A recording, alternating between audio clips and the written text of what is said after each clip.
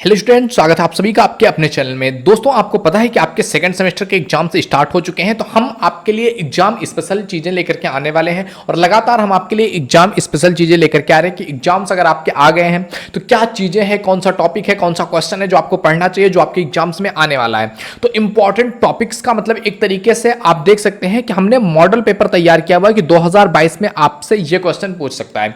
अब जिस टाइप से आपसे क्वेश्चन पेपर में आएगा क्वेश्चंस ना, उसी टाइप में उसी सीक्वेंस में हमने आपके लिए चीजें रखी हुई है कि ऐसे ही आपको क्वेश्चन पेपर भी आएगा और आपको इस तरीके से क्वेश्चंस को सॉल्व करना है। तो पूरी तरीके से आपका मॉडल पेपर आज हम इस वीडियो में डिस्कस करने वाले हैं। तो फटाफट से आप लोग जुड़ जाइए जल्दी से और आप लोग कमेंट्स करते रहिए। जो भी चीजें हैं, जो भी क्वेश्चन हैं, आप लोग पूछ सकते हैं। हम आपके लिए लगातार इसी तरीके की चीजें लेकर के आते रहेंगे। हमने कल की वीडियो में आपका जो है ऑप्शनल क्वेश्चंस जो भी हो सकते हैं पूरे यूनिट, मतलब जितने भी यूनिट्स थे आपके सेकंड सेमेस्टर के, सारे यूनिट्स से ऑप्शनल क्वेश्चन पॉलिटिकल साइंस के जो हो सकते थे, सारा कुछ हमने क्वेश्चन पूरा कंप्लीट करवा दिया है। तो अगर आपने वो वीडियो नहीं देखी है तो प्लीज अभी भी वो चैनल पर है, कल लाइव थी, आज आप चैनल पे विजिट करके वो वीडियो देख पा रहे होंगे।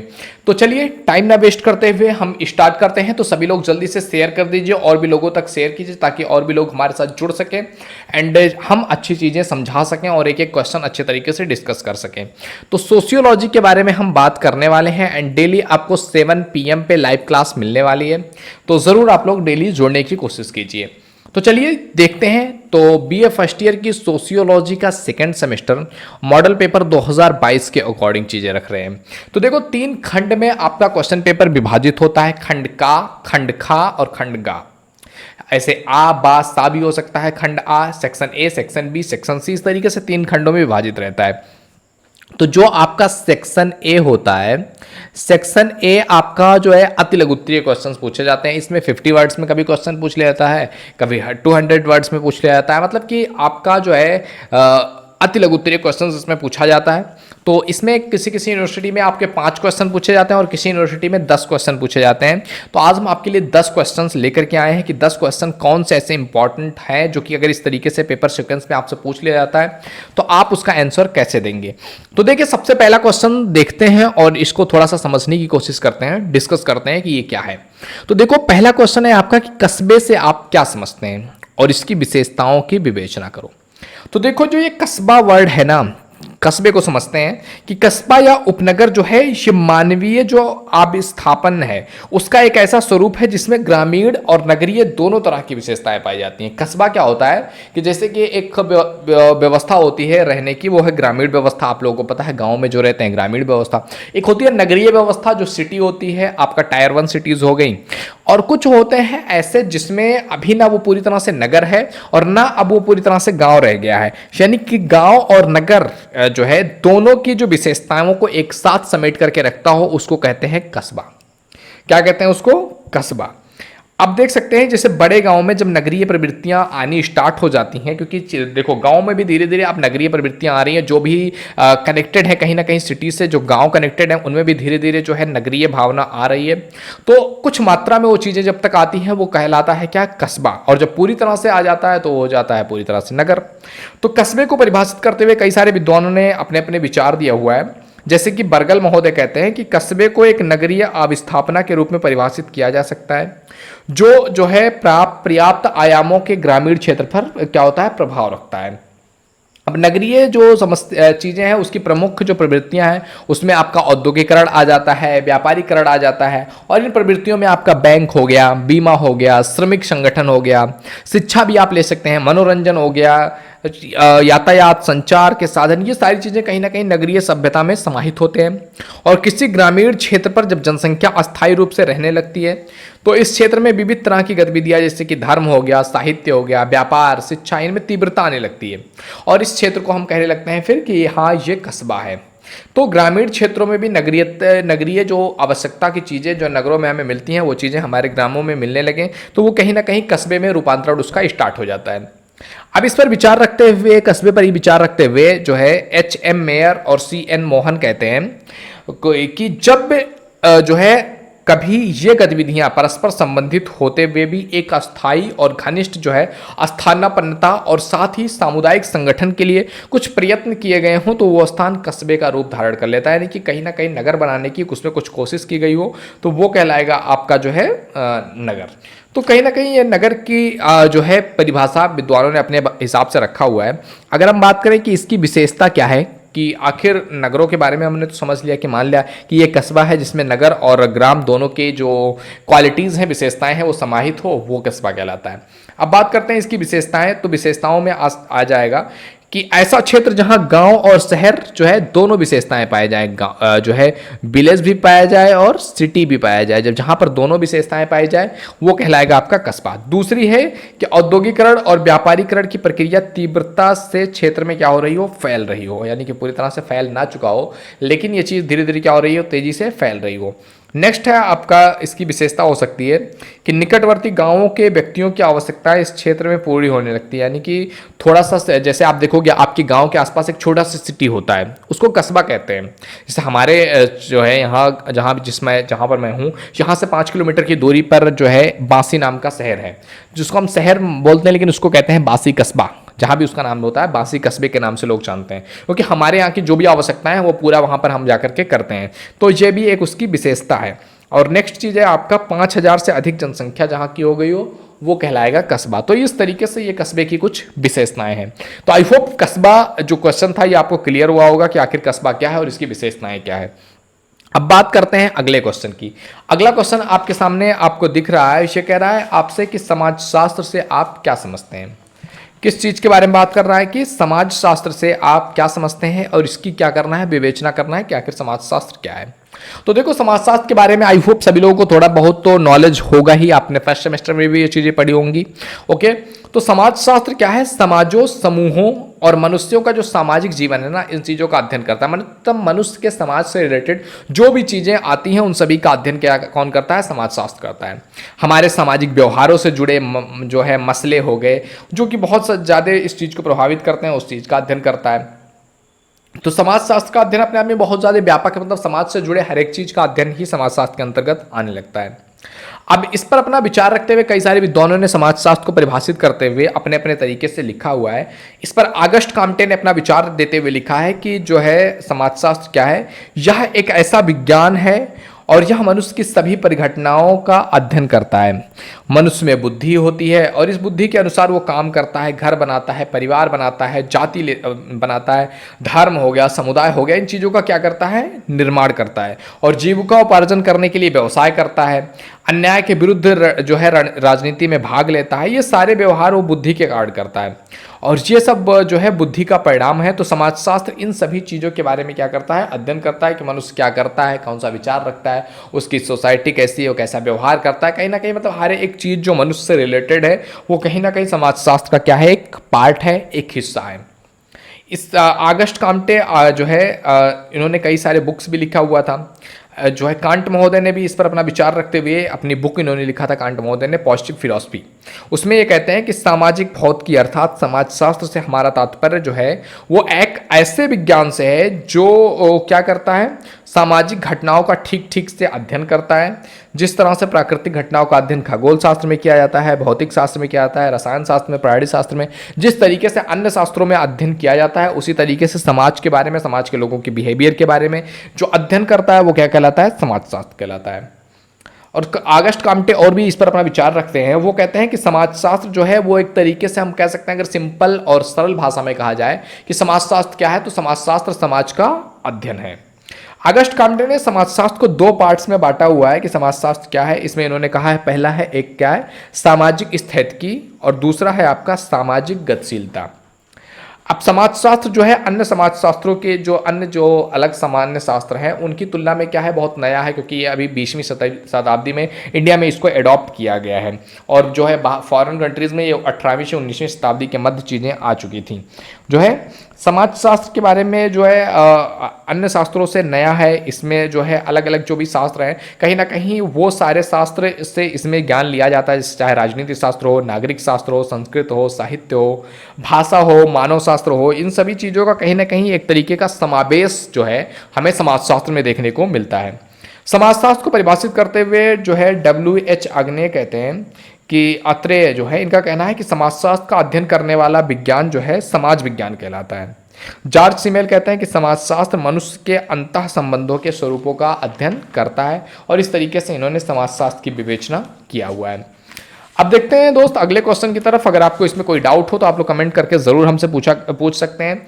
तो अगला जो क्वेश्चन आप देख सकते हैं, तीसरे नंबर का क्वेश्चन है कि भारतीय जाति व्यवस्था की प्रमुख विशेषताओं के बारे में बताओ। कि भारतीय जो जाति व्यवस्था है, उस भारतीय जाति व्यवस्था की विशेषताएं क्या है। तो देखो, भारत में हमारा जो जाति व्यवस्था है ना, इसका अध्ययन हम जो है 3 परिप्रेक्ष्यों में कर सकते हैं। कितने परिप्रेक्ष्यों में? 3 परिप्रेक्ष्यों में इसको कर सकते हैं। जैसे कि पहला हो सकता है कि हम इसको भारत शास्त्रीय जो है, मतलब कि समाजशास्त्र का जो है टेक है इस पर, उसको लेकर के अध्ययन कर सकते हैं। दूसरा, समाज मानव शास्त्रीय अध्ययन कर सकते हैं, या फिर समाज शास्त्रीय अध्ययन कर सकते हैं। तो इन 3 तरीके का परिप्रेक्ष्य को लेकर के हम समाजशास्त्र के आधार पर भारतीय जाति व्यवस्था को समझ सकते हैं। जैसे भारत शास्त्री में जाति का अध्ययन जो है वो धर्म गूंथीय दृष्टिकोण से किया गया है, यानी कि भारत शास्त्री में जाति का अध्ययन एक तरीके का गूंथ अध्ययन के माध्यम से दिखाया गया है, और समाज मानव शास्त्रियों के संस्कृत दृष्टिकोण से किया गया है। और इस समाज में यह स्तरीकरण है, इसके दृष्टिकोण से जो है अलग अलग इसको डिफाइन किया गया है। भारतीय परिप्रेक्ष्य में भारत शास्त्रियों में जाति प्रथा की जो है उत्पादिता, उद्देश्य और इसके विषय के बारे में हम धर्म ग्रंथों का सहारा लेते हैं, और उनका मानना है कि वर्ल्ड जो किस उत्पत्ति जो है एक विराट पुरुष थे ब्रह्मा, उनसे हुआ है, और जातियां इसी के व्यवस्था के भीतर ही क्या हुए हैं, खंडित होकर के इकाइयों में टूटी हुई हैं, जिनका विकास जो है अनुलोम प्रतिलोम विवाह के परिणाम स्वरूप हुआ है। और इन इकाइयों या जातियों का वर्ड व्यवस्था के अंतर्गत जो है एक दूसरे से संबंध में अपना अपना एक दर्जा है कि कौन कैसा है। जैसे कि जो है उनके मुख से जो ब्रह्मा का विराट स्वरूप दिखाया गया, उससे उनको बताया गया है कि उनके मुख से जो है ब्राह्मण ने जन्म लिया है, जो है जो पैर है मतलब जांग है वहाँ से, मतलब बाजुएं हैं वहाँ से क्षत्रियों ने जन्म लिया है, जो जांग है वहाँ से वैश्य ने जन्म लिया है, जो आपका पैर है वहाँ से जो शूद्रों ने जन्म लिया है। तो उसके आधार पर अपना अपना अलग अलग उनका एक समाज में दृष्टिकोण रहा है, और समाज में उनका एक दर्जा रहा है। हट्टन हो गया, इसमें कई सारे विद्वानों ने इस पर अपना विचार रखा हुआ है, जैसे हट्टन हो गए, रिजले हो गए, हॉबेल हो गए, क्रोबर हो गए। इन सभी जो मानव शास्त्री समाजशास्त्री हैं, इन्होंने सांस्कृतिक दृष्टिकोण से 4 दिशाओं में इसको स्पष्ट किया है: संगठनात्मक, संरचनात्मक, संस्थागत और संवादात्मक। हंटन ने जो है संगठनात्मक और संरचना के विचारधारा के अनुसार जो है जाति प्रथा केवल भारत में ही पाई जाने वाली एक अद्वितीय व्यवस्था बताया हुआ है। अब जाति व्यवस्था के बारे में अगर विशेषताओं के बारे में बात किया जाए तो हिंदी की 2 जातियों की एक समान परिस्थिति नहीं हो सकती है।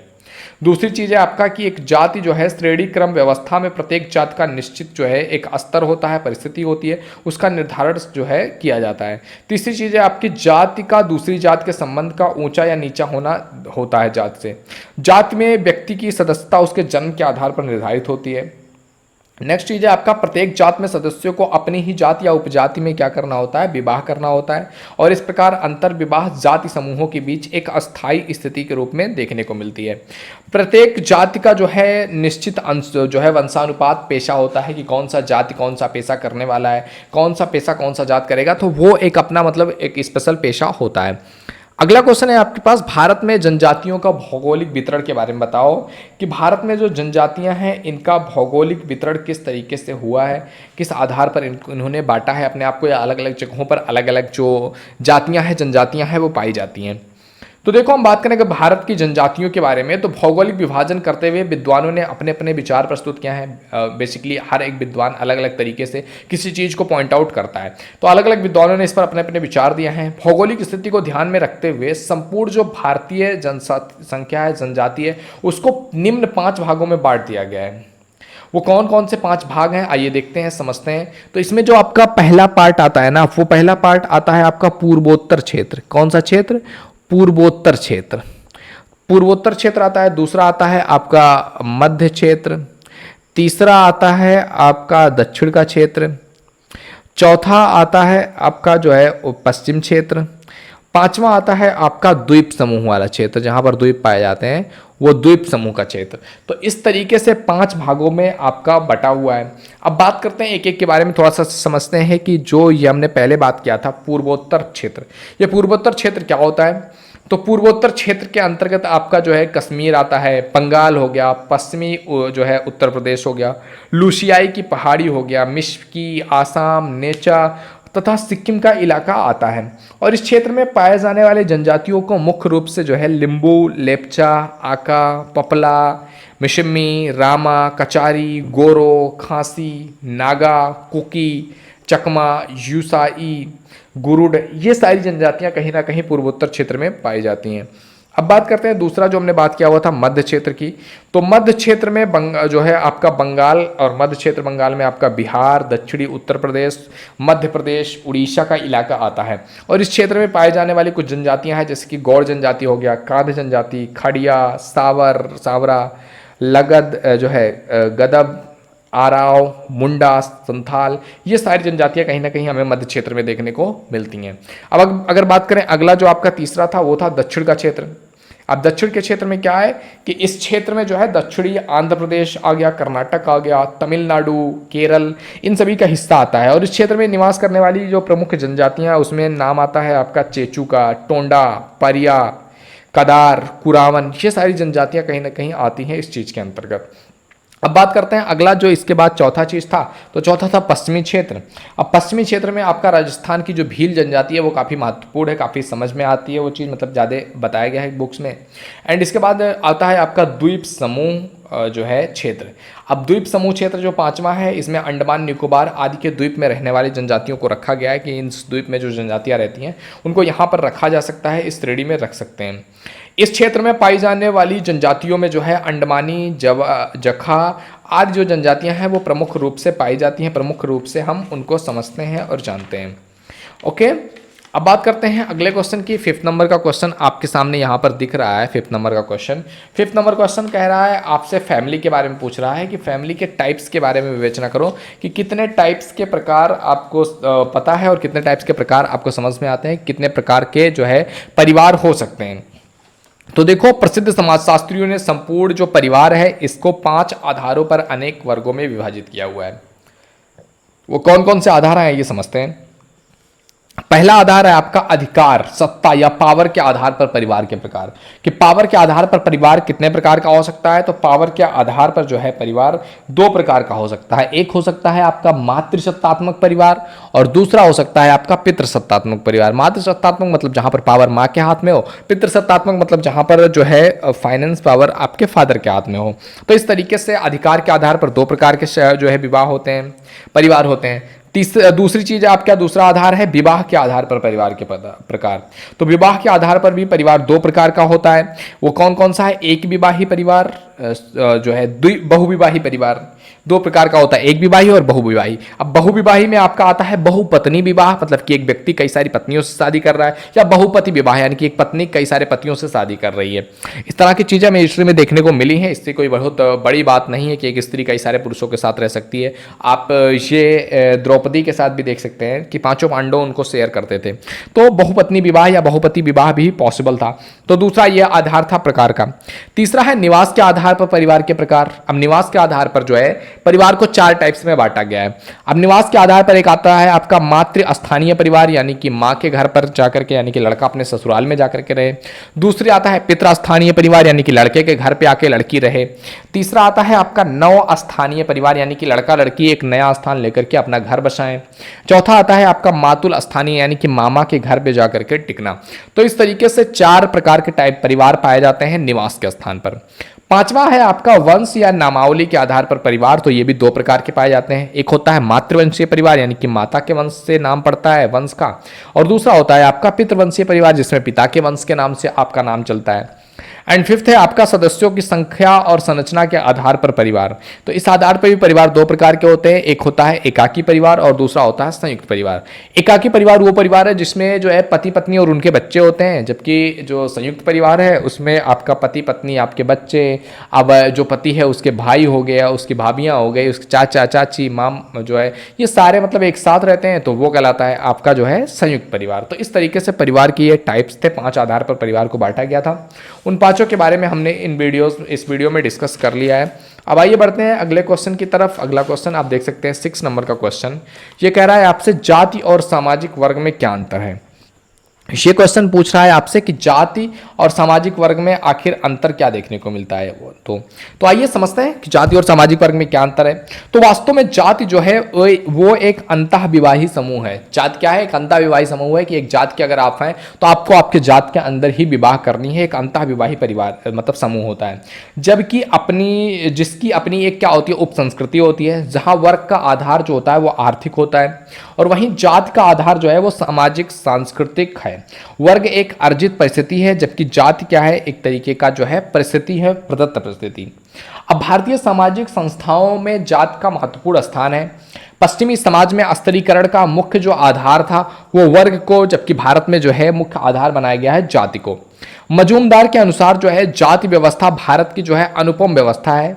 सामान्यतः भारत जातियों और संप्रदायों की परंपरा जो है स्थलीय मानी जाती है और ऐसा कहा जाता है कि यहाँ की हवा में भी जाति घुली हुई है और यहाँ तक कि मुसलमान तथा ईसाई भी इससे अछूते नहीं बच पाए हैं। तो इस तरीके से हमने जो है जाति और सामाजिक वर्ग में थोड़ा सा डिफरेंस समझा कि वर्ग क्या है जो कि आर्थिक आधार पर बांटा जाता है और जो जाति है वो कहीं ना कहीं जन्म के आधार पर बटे हुए होते हैं।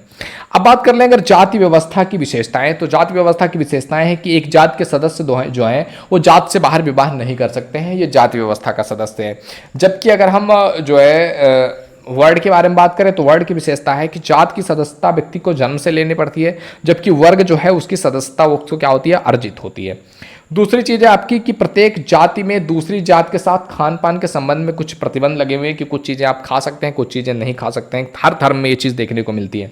तीसरी चीज है आपका कि जातियों में ऊंच नीच का एक निश्चित जो है संस्करण देखने को पाया जाता है जिसमें ब्राह्मणों की जो स्थिति है वो क्या है? उच्च है। अगली चीज है आपका व्यक्ति की जात उसके जन्म के आधार पर जो है आजीवन के लिए निश्चित हो जाती है। फिफ्थ है आपका संपूर्ण जाति व्यवस्था ब्राह्मणों की श्रेष्ठता पर आधारित होती है, मतलब कि जो सिखाने वाले लोग हैं वही जैसा सिखाएंगे उसी के आधार पर पूरी जाति व्यवस्था टिकेगी। तो इस तरीके से जाति की विशेषताएं हो गई। अब वर्ड की विशेषता, वर्ग की विशेषता के बारे में बात करें तो जाति में व्यक्ति को क्या होता है कि जन्म से चीजें मिल जाती है जबकि वर्ग में क्या होता है कि उसकी सदस्यता व्यक्ति को खुद अर्जित करनी पड़ती है। दूसरी चीज है आपका कि जाति एक बंद व्यवस्था है जबकि वर्ग क्या है? खुला हुआ है। तीसरी चीज है आपका जाति व्यवस्था में जो है विवाह, खान पान, व्यवसाय जो है संबंधी अनेक जो है प्रतिबंध होते हैं जबकि वर्ग में ऐसा कुछ भी देखने को नहीं मिलता है। अगली चीज है आपकी जाति व्यवस्था जो है वो एक सामाजिक व्यवस्था है जबकि वर्ग जो है वो एक अस्थायी सामाजिक व्यवस्था है। पांचवी चीज है आपका कि जाति व्यवस्था में जो है व्यवसाय निश्चित होते हैं जबकि वर्ग में व्यवसाय का कोई निश्चित रूप नहीं होता है कि ये व्यवसाय ही आपको करना है। तो इस तरीके से हमने देखा कि जो है जाति और सामाजिक व्यवस्था में क्या अंतर है उसके बारे में हमने समझा। अब आओ बात करते हैं अगले क्वेश्चन के बारे में। अगला क्वेश्चन है आपके पास 7वें नंबर का क्वेश्चन। ये कह रहा है आपसे कि भारत में जनसंख्या वृद्धि के निवारण या नियंत्रण के उपायों के बारे में बात करो कि भारत में जो बढ़ती जनसंख्या है इसको कैसे रोका जा सकता है। तो देखो जनसंख्या को रोकने के कई सारे चीज़ें हैं जिसका यूज कर सकते हैं, जिसमें पहली चीज़ आती है आपका जो है एजुकेशन का प्रचार प्रसार कीजिए।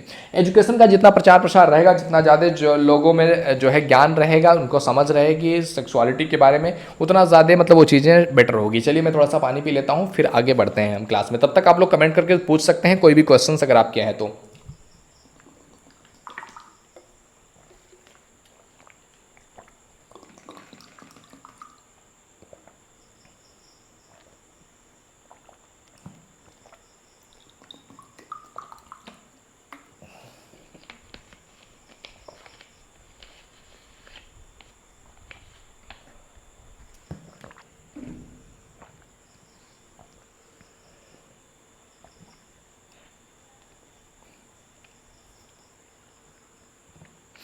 तो देखते हैं आगे कि भारत में जनसंख्या वृद्धि के लिए क्या हम नियंत्रण कर सकते हैं, क्या उपाय कर सकते हैं। तो शिक्षा, सबसे पहले एजुकेट करना बहुत इंपॉर्टेंट है, क्योंकि क्या होता है ना, कई बार हमने अपने गांव में अपने आसपास देखा हुआ है कि किसी के यहाँ अगर बच्चे होते जा रहे हैं ना, और उनको आप जाकर के बोलोगे कि नहीं भाई ज़्यादा हो गए हैं, इतना नहीं करना, मतलब बच्चे होने चाहिए, वो कहेंगे ऊपर वाला दे रहा है, ऊपर ईश्वर दे रहा है, ये सब ईश्वर की देनी है। उन्हें समझ नहीं है कि मतलब ईश्वर की देनी है या हम जब जो है एक सेक्सुअल बिहेवियर करते हैं विदाउट एनी प्रोटेक्शन तो ये चीज़ें होती हैं। ये चीज़ हम समझ नहीं पाते हैं, और हम कहीं ना कहीं जो है अगर आपने एजुकेटेड नहीं है तो आप गवर्नमेंट को मतलब या फिर ईश्वर को कहेंगे कि ईश्वर की देनी है। अरे नहीं, तुम सेक्स करने जाते हो मजे के लिए, तुम सेक्स करने जाते हो तुम्हारी फिजिकल जो नीड्स हैं उसके लिए, और बच्चे हो जाते हैं। तो आपको जब तक जानकारी नहीं होगी चीज़ों की तो ये चीज़ें बढ़ती ही रहेंगी जनसंख्या। और एजुकेशन किसी भी देश के लिए उतना ही इंपॉर्टेंट है जितना कि उसका आर्थिक विकास है। भारत में जनसंख्या वृद्धि का कारण ही अशिक्षा है, क्योंकि पता ही नहीं होता कि कितने बच्चे हमारे हो गए, बस हो गए तो ईश्वर का देन है। जनसंख्या वृद्धि किसी भी देश के लिए बहुत ज़्यादा हानिकारक होती है, जिससे भूखमरी, बेरोजगारी जैसी समस्याएं उत्पन्न होती हैं, क्योंकि जो साधन है, जो संस्थाएं हैं, जो हमारे पास उपलब्ध चीज़ें हैं, वो तो बढ़ नहीं रही हैं, वो तो उतनी ही हैं, लेकिन जो उसको कंज्यूम करने वाले हैं उनकी संख्या बढ़ती जा रही है, तो प्रॉब्लम्स आने जो है इम्पॉर्टेंट है। तो शिक्षा का प्रचार प्रसार होना चाहिए। दूसरी चीज़ है आपका सामाजिक सुरक्षा, यानी कि भारत देश में जो है वृद्धावस्था, बेकारी या दुर्घटना से सुरक्षित रहने के नियम और साधन ना होने के कारण लोगों में उसकी सुरक्षा से संबंधित भय बना रहता है, जिसके कारण वे बड़े परिवार की इच्छा रखते हैं ताकि उनका परिवार उनकी सुरक्षा कर सके। अब सामाजिक सुरक्षा के कार्यक्रमों में बेरोजगारी भत्ता, वृद्धा पेंशन, वृद्धा आश्रम चला करके लोगों की सुरक्षा के माध्यमों को अपनाना चाहिए, जिससे कि लोगों में ये भावना ना रहे और लोग छोटे परिवार के साथ भी रह सकें। तीसरी चीज़ें आ सकती है जो इसको सुधारा जा सकता है, वो आ सकता है कि सुधार कार्यक्रम चलाया जाए, लोगों में जागरूकता फैलाई जाए, जो है जनसंख्या वृद्धि के नियंत्रण के लिए जो है सन्नत सुधार प्रयोजन जो कार्यक्रम है उसको अपनाया जाना चाहिए। संक्रमण रोगों से ग्रस्त व्यक्तियों के विवाह और संतान उत्पत्ति पर प्रतिबंध लगाना चाहिए, जिससे कि लोगों में वो चीज़ें और ज़्यादा ट्रैवल ना कर सके। नेक्स्ट चीज़ है आपका जो है स्वास्थ्य सेवा के साधन जो है, स्वास्थ्य जो सेवा है उसके सुधार की व्यवस्था की जाए, स्वास्थ्य अच्छा रखा जा सके, आर्थिक उत्पादन की क्षमता को बढ़ाया जा सके, ये सारी चीज़ें की जा सकती है। या फिर जनसंख्या को रोकने के लिए संतान उत्पत्ति की एक सीमा निर्धारण की जा सकती है, जैसे कि चीन जो है वो विश्व में जनसंख्या में पहले स्थान पर है। अब उसने जनसंख्या की वृद्धि को नियंत्रण करने के लिए संतान उत्पत्ति की सीमा निर्धारित कर दिया है, जिसमें उन्होंने प्रत्येक परिवार के लिए संतान की संख्या 1 या 2 हो सकती है, मैक्सिमम 2 हो सकती है। तो ये चीज़ मतलब निर्धारित करके भी रोका जा सकता है। या फिर महिला जागरूकता पर बल दिया जा सकता है। भारत देश में आज भी महिलाओं में जागरूकता की कमी है, वो देश के विकास में अपना योगदान देने में हर तरह से पीछे रह जाती हैं। यदि शिक्षा के या किसी अन्य माध्यम से जैसे प्रचार प्रसार से महिलाओं को जागरूक किया जाए तो वे जनसंख्या वृद्धि को नियंत्रित करने के लिए काफ़ी उपयोगी सिद्ध होगा। तो मतलब कि उनको अगर बता दिया जाए तो वो, अगर पति नहीं भी उसको पता है तो वो बताएंगे कि मतलब इस तरीके से यूज करना है, प्रोडक्शन आप यूज कर सकते हो, आप कंडोम यूज कर सकते हो, हैविंग द सेक्स, तो वो चीज़ें आप कर सकते हो, जिससे कि मतलब भारत की जो जनसंख्या है या विश्व की जो जनसंख्या है उसमें वृद्धि ना हो और आपको अपनी लाइफ से रिलेटेड जो भी फिजिकल नीड्स हैं आपकी वो भी पूरी होती रहें। तो ये कहीं ना कहीं जो है जनसंख्या को रोकने के लिए हम ये सारी चीज़ें कर सकते हैं। जनसंख्या नियंत्रण के लिए इन चीज़ों को अपनाया जा सकता है। अब बात करते हैं 8 नंबर के कि जिसमें है आपका क्षेत्रवाद। इसमें आता है आपका क्या क्षेत्रवाद, की क्षेत्रवाद से आप क्या समझते हैं, इसके दुष्परिणाम क्या है क्षेत्रवाद के। तो देखो, क्षेत्रीयता जो है अपने आप में जो आता है कि एक विशेष क्षेत्र में निवास करने वाले जो लोग हैं ना, उनके अंदर ये भावना आना कि वो विशेष हैं या लोगों से अलग हैं और उनके लिए ही सोचने लगे। अपने क्षेत्र को एक छोटे से टुकड़े में, अपने देश को एक छोटे से टुकड़े में बांट करके एक क्षेत्र के बारे में जब सोचने लगता है व्यक्ति, तो वो क्षेत्रवाद कहलाता है। इसके कई सारे दुष्परिणाम है, जैसे कि इसमें पहली चीज आ सकती है कि राष्ट्रीय जो एकता है वो एकता में क्या होता है कि दरार आने लगती है, धक्का लगता है इसको, क्योंकि भारत में क्षेत्रीयता की भावनाएं उभरने पर लोग अपने अपने क्षेत्रों को लेकर के काफी संकीर्ण दृष्टिकोण के हो जाते हैं, जिससे क्या होता है कि वो ये नहीं सोचते हैं कि मतलब राष्ट्रीय एकता का क्या होगा, या मतलब कि एक राष्ट्र के रूप में नहीं सोच पाते हैं, बल्कि छोटे छोटे पार्ट्स के रूप में सोचना स्टार्ट कर देते हैं। तो राष्ट्रीय एकता को इससे धक्का लगता है। दूसरी चीज है आपका दूषित राजनीतिक विकास होता है, यानी कि भारत में क्षेत्रीयता की भावना उभरने के पश्चात जो है अनेक राजनीतिक नेता गंदी राजनीति के प्रचार प्रसार करने में का अथक प्रयास करते हैं। बाहरी रूप से तो क्षेत्रीय हितों की चर्चा करते हैं और दिल में वो अपने राजनीतिक स्वार्थ की पूर्ति का दांवपेच खेलते हैं, और वास्तव में ये प्रवृत्ति प्रजातंत्र देश के लिए जो है बहुत ज्यादा खतरनाक हो जाती है, जब लोग जो है अपना राजनीतिक करण के लिए दूषित राजनीतिक विकास का प्रयोग करते हैं कि एक क्षेत्र के लोगों की कुछ जो है इमोशंस होते हैं, कुछ ना कुछ उनके कनेक्शंस होते हैं, उन कनेक्शंस के बारे में अच्छी अच्छी बातें करेंगे कि इनके लिए ये कर देंगे, इनके लिए ये हो जाएगा, हम ये आपके लिए लेकर के आ रहे हैं, हम आपसे इतना ज़्यादा कनेक्टेड हैं। मतलब इस तरीके से कहीं ना कहीं क्षेत्र को के लोगों को मैनिपुलेट करके उनको क्षेत्रीयवाद के बात कर करके उनको अपने क्षेत्र के नाम पर वोट करने के लिए उत्साहित किया जाता है। तो कहीं ना कहीं ये दुष्परिणाम है। तीसरी चीज़ है आपका विभिन्न क्षेत्रीय समूहों में तनाव आ सकता है कि जब क्षेत्रीयता की भावना की धारा में बह करके नेतागण उचित अनुचित का विचार जो है किए बगैर अपनी मांगों को पूरा करने के लिए केंद्र पर दबाव डालेंगे, तो एक दूसरे में कहीं ना कहीं जो है ये क्षेत्रीय जो समूह है उनमें तनाव की भावना आएगी। आर्थिक विकास में बाधा होगा कि किसी देश के सर्वांगीण विकास के अर्थ में जहां सबके सहयोग की आवश्यकता है वहां पर क्षेत्रीयता की नीति और उद्देश्य जो है वो स्वार्थ पर रखें कि केवल मेरा हो जाए, मेरे को सारी चीजें मिल जाए, दूसरा मेरा पड़ोसी चाहे पाए या ना पाए। तो ये क्षेत्रता की भावना कहीं ना कहीं खतरनाक हो जाती है।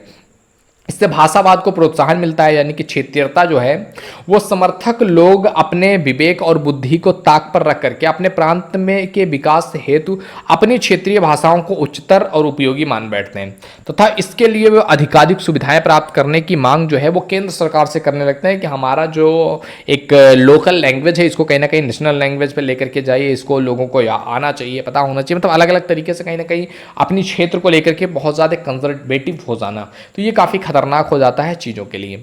तो ये कहीं ना कहीं क्षेत्रवाद के दुष्परिणाम रहे हैं। अगला क्वेश्चन देख सकते हैं 9 नंबर क्वेश्चन कि राष्ट्रीय एकता आंदोलन तथा सांप्रदायिक संघर्षों पर संक्षिप्त टिप्पणी लिखो कि ये क्या है।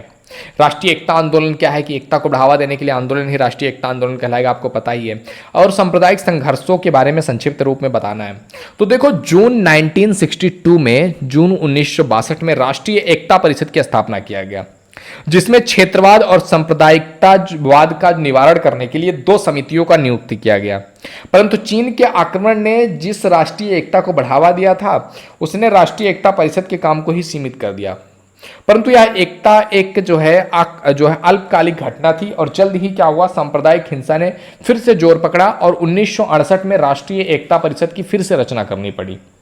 और इस बार सांप्रदायिकतावाद, क्षेत्रवाद और शिक्षा संबंधी समस्याओं के लिए 3 कमेटियां बनाई गई। इसके अतिरिक्त एक अस्थायी कमेटी भी बनाई गई। जो है इन कमेटियों में यद्यप जो है दिशा निर्देश देने और कानून निर्माण का जो प्रशासनिक कार्यक्रम है वो संबंधी सभी का जो कार्य थे वो अच्छे सुगाड़ दिए गए। और 1970 में ये कमेटियां क्या हुई, निरुपयोगी हो गई। 1973 में कर्णधार समिति के द्वारा फिर से इनको जीवित किया गया, लेकिन ये फिर से निष्फल रहा। फिर राष्ट्रीय एकता जो है परिषद की इसको पुनः 1980 में, फिर 1984 में सक्रिय किया गया और अधिक सफलता नहीं मिली। फिर 1986 में सक्रिय बना करके पंजाब के मामले पर बल दिया गया। 1986 में 5 व्यक्तियों की एक उप समिति बना करके अल्पसंख्यकों के हितों की रक्षा के लिए सांप्रदायिक सद्भावना को बढ़ाने की चेष्टा किया गया। तो कहीं ना कहीं सांप्रदायिक संघर्षों को कम करने के लिए राष्ट्रीय एकता आंदोलन का कार्यक्रम चलाया जाता है कि जिससे कि लोग क्या हों, एक हो सकें, मिलजुल करके रह सकें और मिलजुल करके अपने समाज, अपने देश को आगे ले जा सकें। नेक्स्ट क्वेश्चन है आपके कि कृषक सामाजिक वर्ग क्या है। कृषक सामाजिक वर्ग क्या है, इसकी विशेषताओं के बारे में बात करो कि कृषक सामाजिक वर्ग क्या है और ये कौन कौन सी विशेषताओं के साथ आता है। तो दोस्त अगर आपने अभी तक चैनल को सब्सक्राइब नहीं किया तो प्लीज़ चैनल को सब्सक्राइब करके बेल आइकन ज़रूर हिट कर दीजिए, जिससे कि आपको आने वाली जो चीज़ें हैं, आने वाले जो क्वेश्चंस हैं उनका नोटिफिकेशन मिलता रहे। हम आपको चीज़ों के बारे में आगाह करते रहें जिससे कि आप चीज़ों के बारे में समझ सकें। ओके, तो आइए बात समझते हैं चीज़ों को कि ये जो कृषक सामाजिक वर्ग के बारे में बात किया गया है कि कृषक सामाजिक वर्ग क्या है। तो देखो कृषक सामाजिक वर्ग एक ऐसा कृषि का वर्ग है जिसमें क्या होता है कि जो कृषि करने वाले लोग हैं, कृषक समाज जिसको कह सकते हैं, ये जो कृषि करते हैं उनको कृषक समाज कहते हैं। और ग्रामीण समाज शास्त्र के जो है विद्वान के रूप में अगर हम इसके बारे में बात करें तो जो है एक कृषक एक ऐसा व्यक्ति है जो भूमि को जोतता है, उसमें बीज डालता है और अनाज को पैदा करता है। किंतु यह सब जो कुछ है ये कार्य वो अपनी जीविका चलाने के लिए करता है। उसका विचार या उद्देश्य जो है अपनी उपज से व्यापार प्राप्त करने या धन प्राप्त करने का नहीं होता है। वो केवल अपने परिवार का लालन पालन करने के लिए, पालन पोषण करने के लिए ही खेती का काम करता है। इस प्रकार कृषक वो व्यक्ति है जो व्यापार का उद्देश्य छोड़ करके केवल अपनी आवश्यकताओं की पूरा करने के लिए खेती करता है, जमीन जो है जोतता है, बीज डालता है, ये सब करता है, वो कहलाएगा आपका कृषक। कृषक समाज एक ऐसे सामाजिक वर्ग का नाम है जिनका मुख्य उद्देश्य ही खेती करना होता है और अपने परिवार का पालन पोषण करना होता है। यह वर्ग जो है कृषि की उपज से व्यापार करके धन एकत्रित नहीं करना चाहता और इस वर्ग का जो है धन सारा कुछ खेती ही है, उसका प्रेम और उसकी भक्ति जो है भूमि तक ही सीमित है। और इस दृष्टि से कृषक समाज जो है उन लोगों का सामाजिक वर्ग है जिनका मुख्य पेशा क्या है, कृषि करना है। अब अगर हम बात करें कृषक समाज की परिभाषाओं के बारे में तो अलग अलग विद्वानों ने इस पर अपना अलग अलग राय रखा हुआ है। इस पर कृषक समाज के बारे में बात करते हुए जो है नार्बेक महोदय ने लिखा हुआ है कि कृषक समाज एक बड़े स्तरीकृत समाज का जो है वो छोटा समाज है जो या तो पूर्ण औद्योगिक या असंत औद्योगिक जो है पार्ट के रूप में चल रहा है।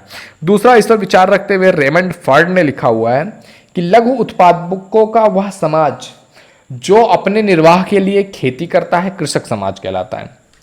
इसी पर अपना विचार रखते हुए रॉबर्ट रेडफील्ड ने कहा हुआ है कि वे ग्रामीण लोग जो जीवन निर्वाह के लिए अपनी भूमि पर नियंत्रण बनाए रखते हैं, उसे जोतते हैं और तथा कृषि जो है जिनके जीवन का एक परंपरागत तरीका बन चुका है, जो कि कुलीन वर्ग या नगरीय लोगों की ओर देखते हैं और उनसे प्रभावित होते हैं, उनके जीवन का ढंग उनसे कुछ सभ्य है, कृषक समाज कहलाते हैं।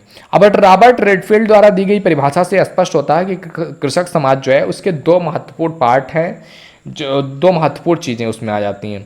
जैसे कि इसमें आता है पहला कि ग्रामीणों के जीवन निर्वाह का ढंग जो है वो समझ में आती है, और दूसरा अन्य स्तर के लोगों के साथ उनके संबंध क्या है उसके बारे में हम बात कर पाते हैं। तो कहीं ना कहीं ये चीज़ कहलाता है आपका जो है कृषक समाज। अगर इसकी विशेषताओं के बारे में बात किया जाए तो कृषक समाज जो है वो ग्रामीण समाज या ग्रामीण समुदाय का एक तरीके का पर्यायवाची है, क्योंकि ग्रामीण में रहने वाले लोग ही ज़्यादातर कृषि करते हैं। कृषक समाज के सदस्य केवल अपनी जीवन निर्वाह के लिए खेती करते हैं और भूमि पर नियंत्रण बनाए रखते हैं, जोतते हैं। तीसरी चीज है आपका कृषक समाज के व्यक्ति में पाए जाने वाले पारस्परिक संबंध जो है वो व्यक्तिगत और प्रगाढ़ होते हैं। चौथी चीज है आपका कृषक समाज में कृषकों के पास भूमि का होना जरूरी नहीं है। नेक्स्ट चीज है आपका कृषक समाज के सभी व्यक्तियों में जो है सांस्कृतिक और सामाजिक सुधार पर अनेक जो है विभिन्नताएं हमें देखने को मिलती हैं।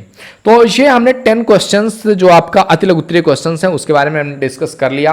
अब इसके बाद हम डिस्कस करने वाले हैं जो है आपका लघु उत्तरीय क्वेश्चंस, जो कि आपके सामने ये दिख रहा है। अब इसके बाद ये डिस्कस करने वाले हैं। तो चलिए टाइम ना वेस्ट करते हुए स्टार्ट करते हैं। तो इसमें जो पहला क्वेश्चन आपके सामने दिख रहा है, देख सकते हैं, इसमें कह रहा है आपको कि शहर को परिभाषित करते हुए शहरी और ग्रामीण के बीच में मुख्य अंतरों को स्पष्ट करो कि शहर क्या है, सबसे पहले आपको परिभाषित करना है। एंड शहर और ग्रामीण के बीच में मुख्य रूप से क्या डिफरेंस है, क्या अंतर आता है, इस चीज के बारे में हमको बताना है। तो बेसिकली जो आपका खंड खा होता है ना, ये या तो आपसे 500 जो है वर्ड्स में लिखने को बोल देता है मैक्सिमम क्वेश्चंस।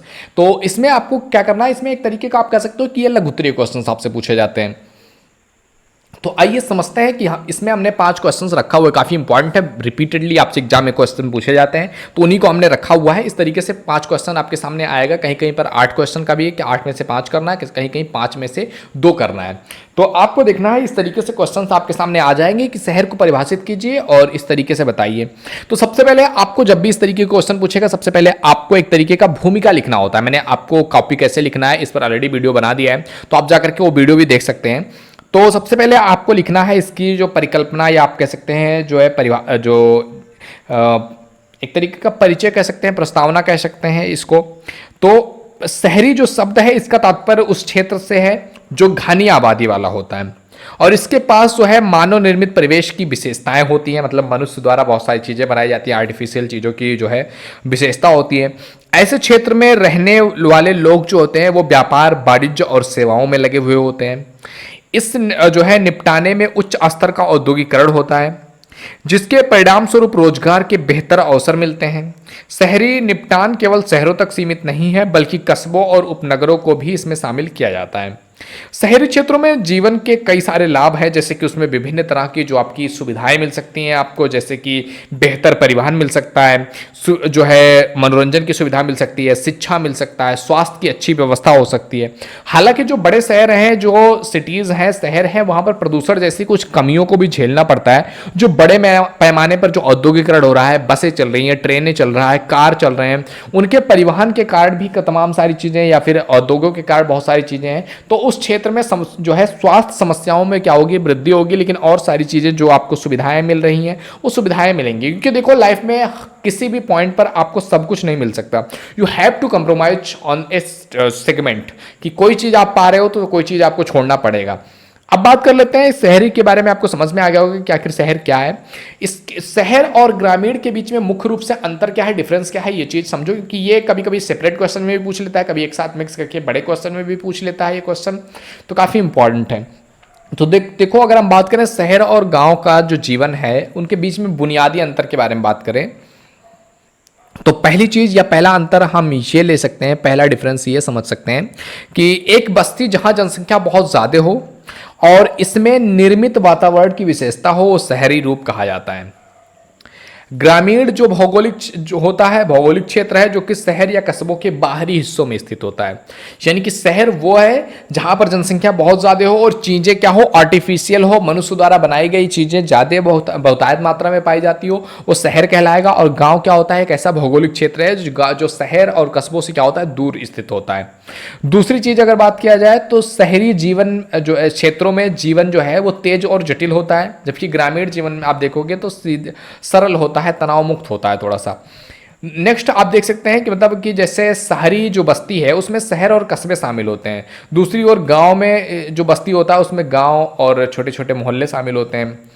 नेक्स्ट अगर आप उसमें अंतर डिफरेंस के बारे में बात करोगे तो जो निर्मित वातावरण है उसके अस्तित्व के कारण शहरी क्षेत्रों में जो है प्रकृति से थोड़ा सा अलगाव देखने को मिलता है, जबकि गांव में देखोगे तो यहाँ पर लोग सीधे प्रकृति से कनेक्टेड होते हैं। अगली चीज आप उसमें डिफरेंस समझ सकते हो गांव और शहर में कि शहरी लोग जो है वो गैर कृषि कार्य यानी कि वो कृषि से रिलेट नहीं करते हैं, दूसरे काम करते हैं, जैसे कि वाणिज्य व्यापार का काम हो गया, वाणिज्य का काम हो गया, सेवा उद्योग हो गया, इस चीज में लगे रहते हैं। जबकि अगर आप ग्रामीणों का जीवन देखोगे तो उसमें मैक्सिमम लोग जो है कृषि और पशुपालन पर अपना जीवन यापन करते हैं। नेक्स्ट चीज है आपका कि जनसंख्या के लिहाज से अगर देखा जाए तो शहरी जीवन में आबादी जो है वो काफी घनी होती है जो है, और शहरीकरण यानी कि जो है शहरीकरण जितना ज़्यादा होगा आबादी उतनी ही ज़्यादा होगी, जबकि गांव में देखेंगे आपका तो आबादी काफ़ी विरल होती है और कृषिवाद के साथ ही विपरीत संबंध होता है। नेक्स्ट चीज है आप डिफरेंस देख सकते हैं दोनों में कि शहरीकरण जो है और औद्योगिकरण की प्रक्रिया के अनुसार शहरी क्षेत्रों को एक योजनाबद्ध तरीके से बनाया जाता है, व्यवस्थित करके बनाया जाता है कि ऐसे ऐसे यहाँ पर सिटीज होगा, यहाँ पर लोग रहेंगे, यहाँ पर उद्योग रहेगा, यहाँ पर ये मिल रहेगी, यहाँ पर इस तरीके का मॉल बनाया जाएगा, मतलब एक स्ट्रक्चर करके शहर को बनाया जाता है। जबकि गाँव क्या होता है, इसकी आबादी विरल होती है, ये अलग अलग वनस्पतियों के आधार पर या फिर खेत के आधार पर जहाँ जिसको जो मिला उसी के आधार पर उसने अपने जो है घर बना लिया, खेत बना लिया, वो सारी चीजें अपने अनुसार कर लेते हैं। अगला चीज है आपका जो है देख सकते हैं कि इनमें डिफरेंस क्या है कि जब सामाजिक विकास की बात आती है तो शहरी लोग बहुत ज्यादा गहन होते हैं क्योंकि इनको विकास के प्रति ज्यादा लालायन होते हैं, क्योंकि वो बेहतर अवसरों की तलाश में अक्सर अपना व्यवसाय या निवास बदलते रहते हैं। जबकि ग्रामीण क्षेत्रों के लोगों की व्यवसायिक और क्षेत्रीय जो गतिशीलता है वो अपेक्षाकृत काफी कम होती है, इसलिए विकास की जो भावना होती है उसमें वो थोड़ा सा कम पाया जाता है। तो इस तरीके से हम देख सकते हैं कि इनके बीच में ये कुछ जो है बेसिक डिफरेंसेस थे जो हमें देखने को समझ आते हैं और हम इन चीज़ों को समझ पाते हैं। ओके दोस्त, तो आई होप ये चीज़ें, ये क्वेश्चन आपको अच्छे से समझ में आया होगा।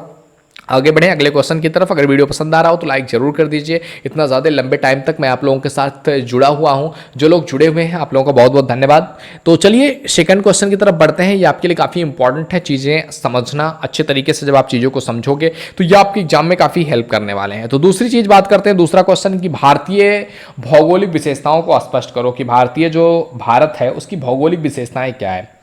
तो देखो अगर हम बात करें कि भारत जो हमारा है ये दक्षिण एशिया का एक बड़ा देश है। हमारा भारत कहाँ का है? दक्षिण एशिया का एक बड़ा देश है। 1947 ईस्वी विभाजन से पहले इसका जो क्षेत्रफल था वो जो था 1,80,00,000 1,80,00,000 नहीं बल्कि 18 लाख वर्ग मील था। 18 लाख वर्ग मील हमारा जो भारत था, 18 लाख वर्ग मील जो तक फैला हुआ था। ये रूस को छोड़ करके पूरे यूरोप के बराबर था। यानी कि अगर यूरोप पूरा देखा जाए उसमें अगर रूस को हटा दें तो पूरा यूरोप जितने में आता उतने अकेले हमारा भारत था।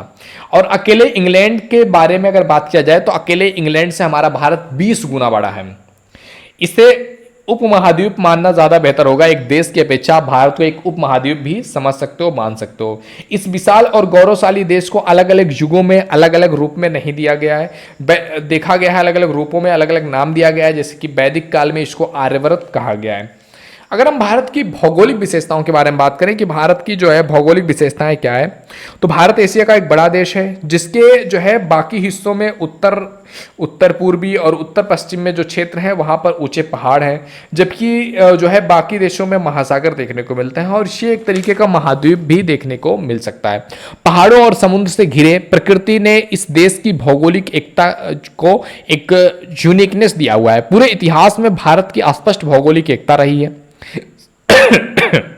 सॉरी, संभवतः दक्षिण अमेरिका के अपवाद के साथ दुनिया के किसी अन्य हिस्से में अधिक शानदार भूगोल नहीं है।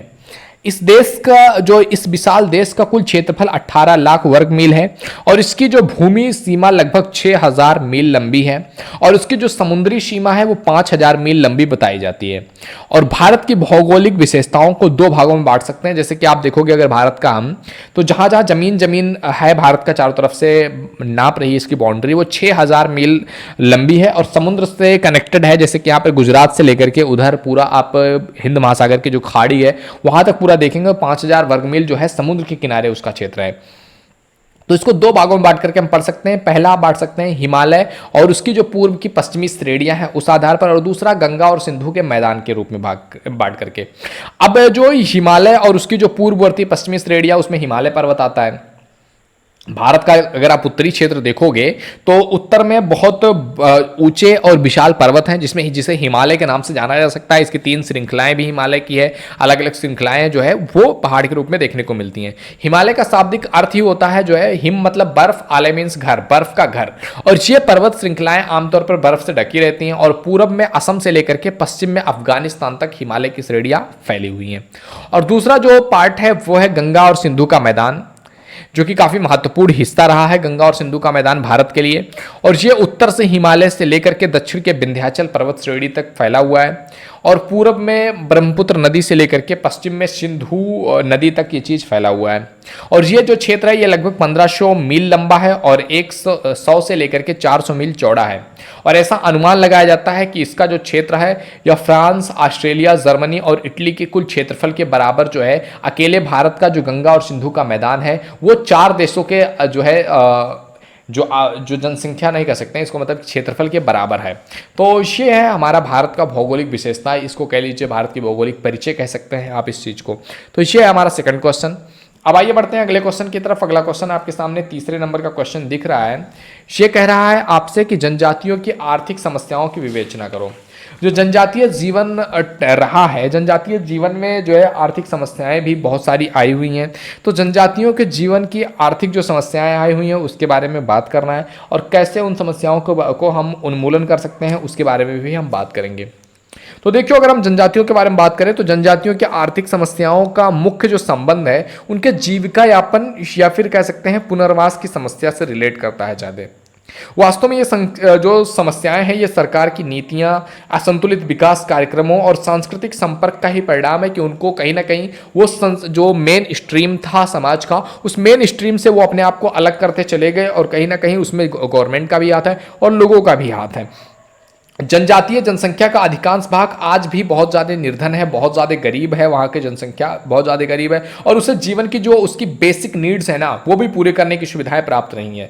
इनकी बहुत सारी आर्थिक समस्याएं हैं, जैसे कि कृषि संबंधी समस्याओं के बारे में बात किया जाए, इनकी कई सारी आर्थिक समस्याएं, लेकिन पहली बात करते हैं हम कृषि संबंधी समस्याएं। तो संसार के जो है दूसरे देशों के तरह ही जो है भारत में भी जनजातीय जो जनसंख्या है उसका बड़ा भाग जो है वो खेती के द्वारा आजीविका जो है अर्जित करता है। और भारत में एक लंबे समय तक जो है जनजातीय विकास को प्राथमिकता ना मिलने के कारण जनजातीय कृषि में के क्षेत्र में भी वो काफी पिछड़ चुके हैं। कृषि देखोगे अभी मॉडर्न तरीके से हो रहा है और जनजातीय आज भी पुरानी तरह से कृषि कर रहे हैं। तो भारत में एक लंबे समय तक इनकी विकास को प्राथमिकता नहीं दिया गया है। नई भूमि व्यवस्था के फलस्वरूप एक और उन्हें जो है स्थानांतरित खेती करने की सुविधा प्राप्त नहीं हो पाई है, तो दूसरी ओर जनजातीय लोग जंगलों से लकड़ी काट करके अपना जीवन यापन करने की स्थिति में नहीं रह सकते हैं। दूसरी चीज आ जाती है उसमें ऋणग्रस्तता, यानी कि परंपरागत रूप से जनजातियों की जो अर्थव्यवस्था है वो काफी स्वतंत्र रही थी।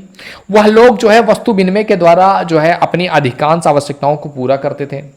जनजातीय क्षेत्रों में जब बाहरी समूहों का प्रवेश हुआ तो उच्च जाति के व्यापारियों ने उनकी जो अज्ञानता है, उनका भोलापन है, उनका लाभ उठा करके वस्तुएं उधार देना आरंभ कर दिया। और सर्वेक्षण के अंतर्गत आने वाले 46% जो परिवार हैं वो ऋणग्रस्त हैं। तो ऋणग्रस्तता की समस्या के कारण बहुत सारी जनजातीय जीवन को जो है जो अवसर मिल रहा है अक्सर वो बंधक कृषक के रूप में काम करने के लिए बाध्य है कि उनसे कृषि का काम करवाया जा रहा है। तीसरा समस्या उनकी आर्थिक समस्या आती है भूमि निष्कासन की समस्या। जनजातीय समाज में भूमि निष्कासन की समस्या आज संभवतः सबसे ज्यादा गंभीर समस्या है, जो ऋणग्रस्तता की समस्या से जुड़ा हुआ है। आदिवासियों के पास ऋण के भुगतान का कोई दूसरा साधन ना होने के कारण साधारणतः वो अपनी भूमि का एक बड़ा हिस्सा उस ठेकेदार और महाजन के हाथ क्या करते हैं, गिरवी रख देते हैं, और जिंदगी भर वो चीज वो वापस नहीं कर पाते हैं, और उस वजह से वो चीजें उसकी हो जाती है, जमींदार की हो जाती हैं। अगला उसमें आर्थिक समस्या आ जाती है, कुटीर जो उद्योग हैं उनका पतन हो गया है कि जनजातीय समाजों का जब बाहरी समूहों से संपर्क हुआ तो उसके परिणाम स्वरूप जो जनजातीय लोगों की कारखानों से बनी हुई वस्तुओं की ओर वो आकर्षित होने लगे, और इन वस्तुओं को प्राप्त करने के लिए जनजातियों ने वस्तु विनिमय के स्थान पर मुद्रा का प्रचलन होने लगा। अगली चीज है आपका ठेकेदारों द्वारा शोषण, कृषि हो या कुटीर धंधे हो, इनकी गिरती हुई दशा के फलस्वरूप जनजातियों के समाज जो है वो जंगलों के ठेकेदारों की नौकरी के अतिरिक्त उनको दूसरा कोई रास्ता दिख ही नहीं रहा है कि वो अपनी लाइफ में कुछ और भी चीजें कर सकते हैं। अशिक्षा और अज्ञानता के कारण ठेकेदार द्वारा अधिकांश आदिवासियों को इतनी कम मजदूरी दी जाती है कि वो बड़े कठिनता से अपने घर के लिए एक टाइम का भोजन का बंदोबस्त कर पाते हैं। और भी समस्याएं, आर्थिक समस्याएं आती हैं, जिससे पुनर्वास की समस्या। आर्थिक समस्याओं ने जनजातियों के जीवन में पुनर्वास की एक गंभीर समस्या उत्पन्न कर दिया है। निजी भूमि के अभाव में जनजातियों के सामने केवल दो ही मार्ग रह जाते हैं।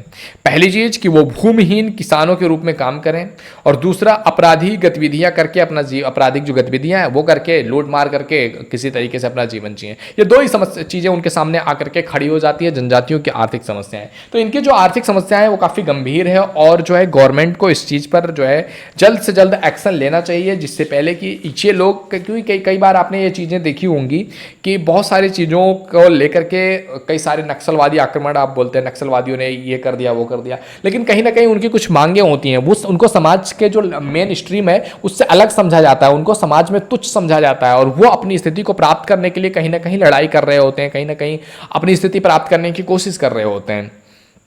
तो बहुत सारी समस्याएं हैं जनजातीय समाज की, आई होप आपको समझ में आ रहा होगा। अब बात करते हैं अगले क्वेश्चन की। अगर बात करें कि धर्म के अर्थ को स्पष्ट करते हुए इसकी विशेषताओं की विवेचना करो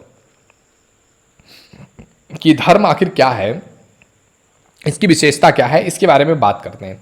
तो देखिए, भारतीय सामाजिक संस्थाओं का लंबा इतिहास यहाँ के धार्मिक जीवन से बड़ा घनिष्ठ रूप से संबंधित है। अब भारत के इतिहास उठा करके देख लो, भारत अपने जो है धर्म से बहुत लंबे समय से कनेक्टेड है और रहने वाला भी है आगे तक भी। सभी परंपरागत समाजों में धर्म को जीवन का सर्वोच्च लक्ष्य के रूप में देखा गया है, लेकिन ग्रामीण भारत में धर्म के व्यक्ति की सामाजिक स्थिति का निर्धारण करने और सामाजिक स्तरीकरण को एक विशेष रूप प्रदान करने के लिए महत्वपूर्ण भूमिका निभाया हुआ है। और धर्म के महत्व को समझाते हुए किंग्सले डेविस कहते हैं कि धर्म जो है वो मानव समाज का एक सर्वव्यापी, अस्थायी और शाश्वत तत्व है, जिसको समयक रूप में समझे बिना हम समाज के रूप को समझने में असफल हो जाएंगे। अगर आपने धर्म को नहीं समझा तो धर्म के आधार पर ही, क्योंकि समाज बटा हुआ है भारतीय समाज, तो आप भारतीय समाज को भी नहीं समझ पाएंगे। ओके, इस धर्म के अर्थ के बारे में बात करें तो इसमें तमाम सारे विद्वानों ने अपने अपने हिसाब से अर्थ के बारे में बात किया हुआ है। एक सर्वमान्य परिभाषा के रूप में अगर बात किया जाए कि जो लोग सभी लोग मानते हैं, तो धर्म कम या अधिक मात्रा में क्या है, प्राकृतिक तत्वों, शक्तियों, स्थानों या आत्माओं से संबंधित कुछ विश्वास या आचरणों का एक संगठित स्वरूप है, एक संगठित व्यवस्था है, जिसको आप धर्म कह सकते हैं। एक अलौकिक शक्तियों का एक विचार है जो हमारे माइंड में बैठा हुआ है, वही रिलीजन है। जेम्स फ्रेजर कहते हैं इस चीज पर कि धर्म से मेरा तात्पर्य है, फ्रेजर कहते हैं कि धर्म से मेरा तात्पर्य उन शक्तियों की संतुष्टि या आराधना करने से है जिसके बारे में व्यक्ति का यह विश्वास होता है कि वे प्रकृति और मानवीय जीवन को नियंत्रित करती हैं। उन्हें जो है ईश्वर या धर्म या किसी तरीके से हम बताते हैं। क्यूबर इस पर लिखते हैं, क्यूबर धर्म को परिभाषित करते हुए लिखते हैं कि धर्म जो है वो सांस्कृतिक जीवन से संबंधित व्यवहारों का वो प्रतिमान है जिसका निर्माण अनेक पवित्र विश्वासों से संबंध, उद्देश्य पूर्ण जो विचार हैं उन्हें व्यक्त करने वाले जो है बाहरी आचरण है उनसे होता है धर्म का संबंध। मेलनोवस्की इस पर अपना विचार रखते हुए कहते हैं कि धर्म क्रिया की एक विधि है और विश्वासों की एक व्यवस्था भी है। धर्म एक समाजशास्त्रीय तत्व होने के साथ साथ एक व्यक्तिगत अनुभव भी है। इस परिभाषा से स्पष्ट होता है कि धर्म का तात्पर्य कुछ विशेष प्रकार के व्यवहारों और उनकी एक तरीके की जो सीक्वेंस है, व्यवस्था है, उससे है। अगर हम बात करें इसकी विशेषताओं के बारे में कि आखिर धर्म की विशेषता क्या है, तो तो धर्म जो है ऐसे विश्वासों की संपूर्णता का नाम है जो किसी अलौकिक शक्ति में विश्वास के बारे में बात करते हैं कि कोई ऐसी शक्ति है जो हमको कंट्रोल करती है, कोई ऐसी शक्ति है जो हमारे ऊपर हावी हो जाती है, जो हमसे पावरफुल है, हमसे ज़्यादा, जिसके पास पावर है, जो हमारी लाइफ को बेहतर करती है, हमारे लाइफ को अच्छे तरीके से डील करती है, जिसके बाद जिसको हमको पूजा करनी चाहिए। ये सारी चीज़ें कहीं ना कहीं धर्म से जुड़ती हैं और ये धर्म की विशेषताएं हैं। दूसरी विशेषता के बारे में बात किया जाए तो धर्म में विश्वासों की एक सैद्धांतिक व्यवस्था है कि कैसे धर्म में विश्वास करना है, कैसे पूजा करना है, कैसे पाठ करना है, कैसे कर्म कांड करना है, कैसे ये करना है, फलाना ढिमकाना, बहुत सारी चीज़ों का एक सैद्धांतिक व्यवस्था है। तीसरी चीज है आपका कि धर्म का संबंध विश्वास से होने के कारण इसके तत्वों का तर्क अथवा उपयोगिता के आधार पर नहीं समझा जा सकता। अगर धर्म को आप तर्क के आधार पर समझने चले गए ना तो आप नहीं समझ पाओगे। आप किस दुनिया का कोई भी धर्म उठा करके पढ़ना स्टार्ट करोगे ना, आपको बहुत सारी चीजें बकवास मिलेंगी और रियलिटी में बहुत सारी चीजें जो है ठीक हैं। जब मैं धर्म को एक तरीके से देखता हूं ना, एक सिंपल सी चीज पर आपकी कॉन्ट्रोडिक्टरी हो सकती है, क्योंकि आपकी थिंकिंग किस लेवल पर है धर्म आपको उसी लेवल पर देखने को मिलेगा। What you think about that, या आपकी कितना ज्यादा ग्रोथ हुआ है उस आधार पर आप धर्म को देख सकते हैं। एक सिंपल सी चीज को बहुत बड़ा कॉन्फ्लिक्ट बनाया जा सकता है, पूरे देश में दंगे भड़काए जा सकते हैं एक सिंपल सी चीज को लेकर के। आज जो भी दंगा हो रहा है, जो भी चीजें बात किया गया है, नुपुर शर्मा ने कोई मोहम्मद साहब के बारे में जो टिप्पणी किया हुआ है, वो टिप्पणी को करने का जो स्टाइल था, जो वे ऑफ कम्युनिकेशन था, वो उसको अलग तरीके से लेकर के गया, उसको एक अलग सीक्वेंस में लेकर के गया। और कहीं ना कहीं जो हम चीजें नॉलेज गेन करते हैं वो अगर हमें रॉन्ग चीजों से मिलता है तो हम कहीं ना कहीं इसी गलतियां कर बैठते हैं। और उस सीक्वेंस को लेकर के, उस छोटी सी चीज को लेकर के किस तरीके से एक्शन लेना है, अगर उस चीज स्पष्ट ना हो तो धर्म क्या करता है, उसको मैनिपुलेट कर लेता है। उसको जो है हम जो है तार्किक आधार पर समझ ही नहीं सकते हैं कि कौन सी चीज कितनी बड़ी है और उसको हमको कितना बड़ा बनाना चाहिए। कई बार छोटी छोटी चीजों को लेकर के बहुत बड़ी चीजें बन जाती हैं। नेक्स्ट चीज है आपके धर्म की विशेषता में कि प्रत्येक धर्म का कुछ व्यवहार और प्रतिमान होता है कि ये धर्म ऐसा है, ये धर्म ऐसा है, जो ईश्वरीय इच्छा को स्पष्ट करते हैं कि ईश्वर हमसे ये चाहता है, ईश्वर चाहता है कि तुम ये करो, ईश्वर ये चाहता है, ईश्वर की ये मनोकामना है, ईश्वर के लिए तुम्हें ये करना पड़ेगा, ये करना पड़ेगा, पूजा करना पड़ेगा, कर्मकांड करना पड़ेगा, आराधना करनी पड़ेगी, बहुत सारी चीजें आती हैं हर एक धर्म में।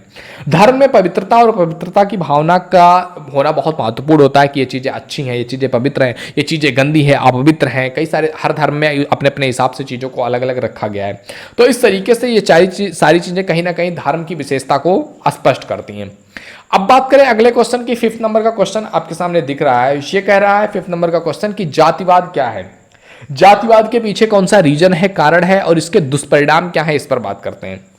तो देखो, सबसे पहले अगर हम जातिवाद के बारे में थोड़ा सा समझने की कोशिश करें कि जातिवाद क्या है, तो देखो जातिवाद अपने आप में ना बेसिकली एक भावना है, एक हमारा इमोशन होता है कि अपने जात के हित के सन्मुख अन्य जातियों के समान हितों की अवहेलना और हनन करने के लिए ये चीज हमें प्रेरित करता है। जातिवाद वही होता है जब हम अपने जाति को तो सबसे श्रेष्ठ समझें और दूसरे के जाति के जो प्रतिमान है, जो दूसरे की जात को हम अवहेलना की तरह ले, तो वो कहलाएगा आपका जातिवादिता। और ये कहीं ना कहीं बहुत डेंजरियस हो जाता है, क्योंकि हम किसी के धर्म को जब कुछ गलत बुरा भला कहते हैं, किसी के धर्म के बारे में गलत बोल रहे होते हैं, तो हम करोड़ों अरबों लोगों की भावनाओं को आहत कर रहे होते हैं। तो ये जातिवाद है। डॉक्टर जो है नर्वदेशो ने कहा हुआ है कि जातिवाद राजनीति में रूपांतरित जाति के प्रति निष्ठा है।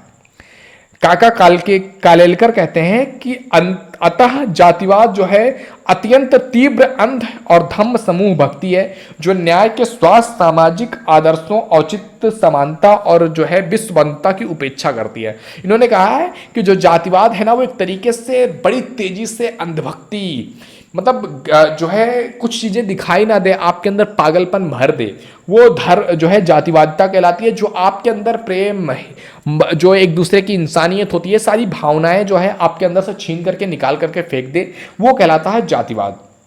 डॉक्टर धुरिये कहते हैं कि अब जातीय एकता की भावना इतनी सुदृढ़ हो गई है, इसे जाति भक्ति से भी संबोधित किया जा सकता है कि जात के प्रति लोगों का भक्ति आ गया है कि हम बस भक्त हैं इस जात के, हम इसके अलावा कुछ सोच नहीं सकते हैं।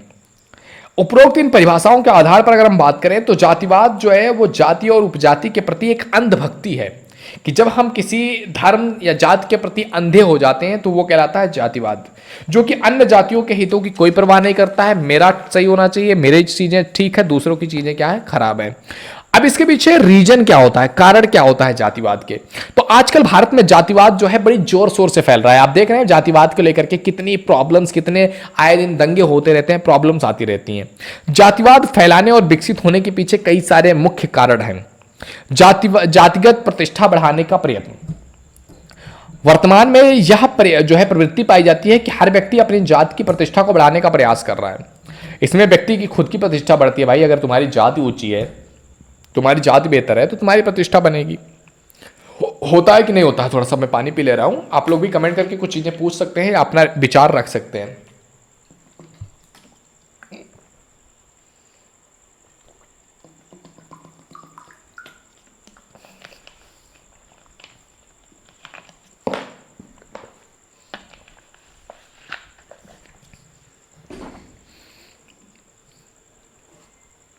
हाँ जी। और दूसरी चीज होती है विवाह संबंधी प्रतिबंध भी जातिवाद को बढ़ावा देते हैं, क्योंकि जातिवाद के विकास का दूसरा कारण ही विवाह संबंधी प्रतिबंध है। क्योंकि प्रत्येक जात का वैवाहिक समूह एक बन जाता है, जिसमें प्रत्येक व्यक्ति जो है प्रत्येक स्वस्थ अपने को किसी ना किसी रूप से संबंधित मानता है। इसलिए वे एक दूसरे के हित का अधिक ध्यान देते हैं, क्योंकि आपस में शादी करनी है, दूसरों से कोई मतलब नहीं, क्योंकि दूसरे से कोई रिलेशन ही नहीं बनना है। तीसरी चीज होती है नगरीकरण। नगरों में कई जातियों के लोग आकर के बसते हैं, अपने जात की हितों की रक्षा के लिए वो संगठन बनाते हैं, और इस संगठन का परिणाम यह होता है कि लोग जातिवाद हितों को ध्यान में रख करके काम करते हैं, और इसके कारण नगरीकरण जातिवाद के लिए उत्तरदायी हो जाता है। चौथी चीज होता है यातायात और प्रचार के साधनों में वृद्धि, क्योंकि जातिवाद के विकास में सहायक यातायात और प्रचार के साधनों की वृद्धि है। इसी के कारण लोगों को एक दूसरे से मिलने में सुविधा मिलती है, वो एक दूसरे के संपर्क में आते हैं, और इस प्रकार एक जात के लोग अपनी जात के लोगों से मिलने का पर्याप्त अवसर मिलने से जातिवाद की भावना बढ़ती है। अब इसके दुष्परिणाम क्या निकलते हैं, आइए इसके बारे में थोड़ा सा समझते हैं। तो इसके दुष्परिणाम कई सारे हैं और बहुत भयानक रूप में हैं। इसमें पहली चीज आती है आपकी राष्ट्रीयता के विकास में बाधक हो जाता है। जब एक जातिवादिता आपके अंदर आ जाएगी तो आप राष्ट्रीयता के बारे में एक बड़े पैमाने पर अपने देश को सोच ही नहीं पाओगे। आप एक जात के रूप में बंद करके रह जाओगे, आप बड़ा सोच ही नहीं पाओगे, आप आगे का सोच ही नहीं पाओगे। दूसरी चीज है प्रजातंत्र के विकास में बाधक होगा, क्योंकि अनेक जो है पेशेवर नेता जो है वो जातिवाद से राजनीतिक क्षेत्र में फायदा उठाते हैं, और चुनाव के समय जाति के नाम पर आकर के वोट मांगते हैं, और लोग जो है अपने जात का नेता या अपने जात का लाभ समझने के लिए कि हाँ ये पार्टी वाला तो हमारे लिए ही खड़ा है, ये दूसरे जो धर्म के लोग हैं, दूसरे जात के लोग हैं, उनका बुरा करेगा, हमारा अच्छा करेगा। तो चाहे वो कैसा भी हो, देश को लूट रहा हो, देश को बेच रहा हो, दैट डजंट मैटर, हम करेंगे, हम उसको दे देंगे वोट। ओके। योग्यता की उपेक्षा होती है, क्योंकि जातिवाद के कारण विभिन्न पदों में कम योग्य के व्यक्ति पहुंच जाता है।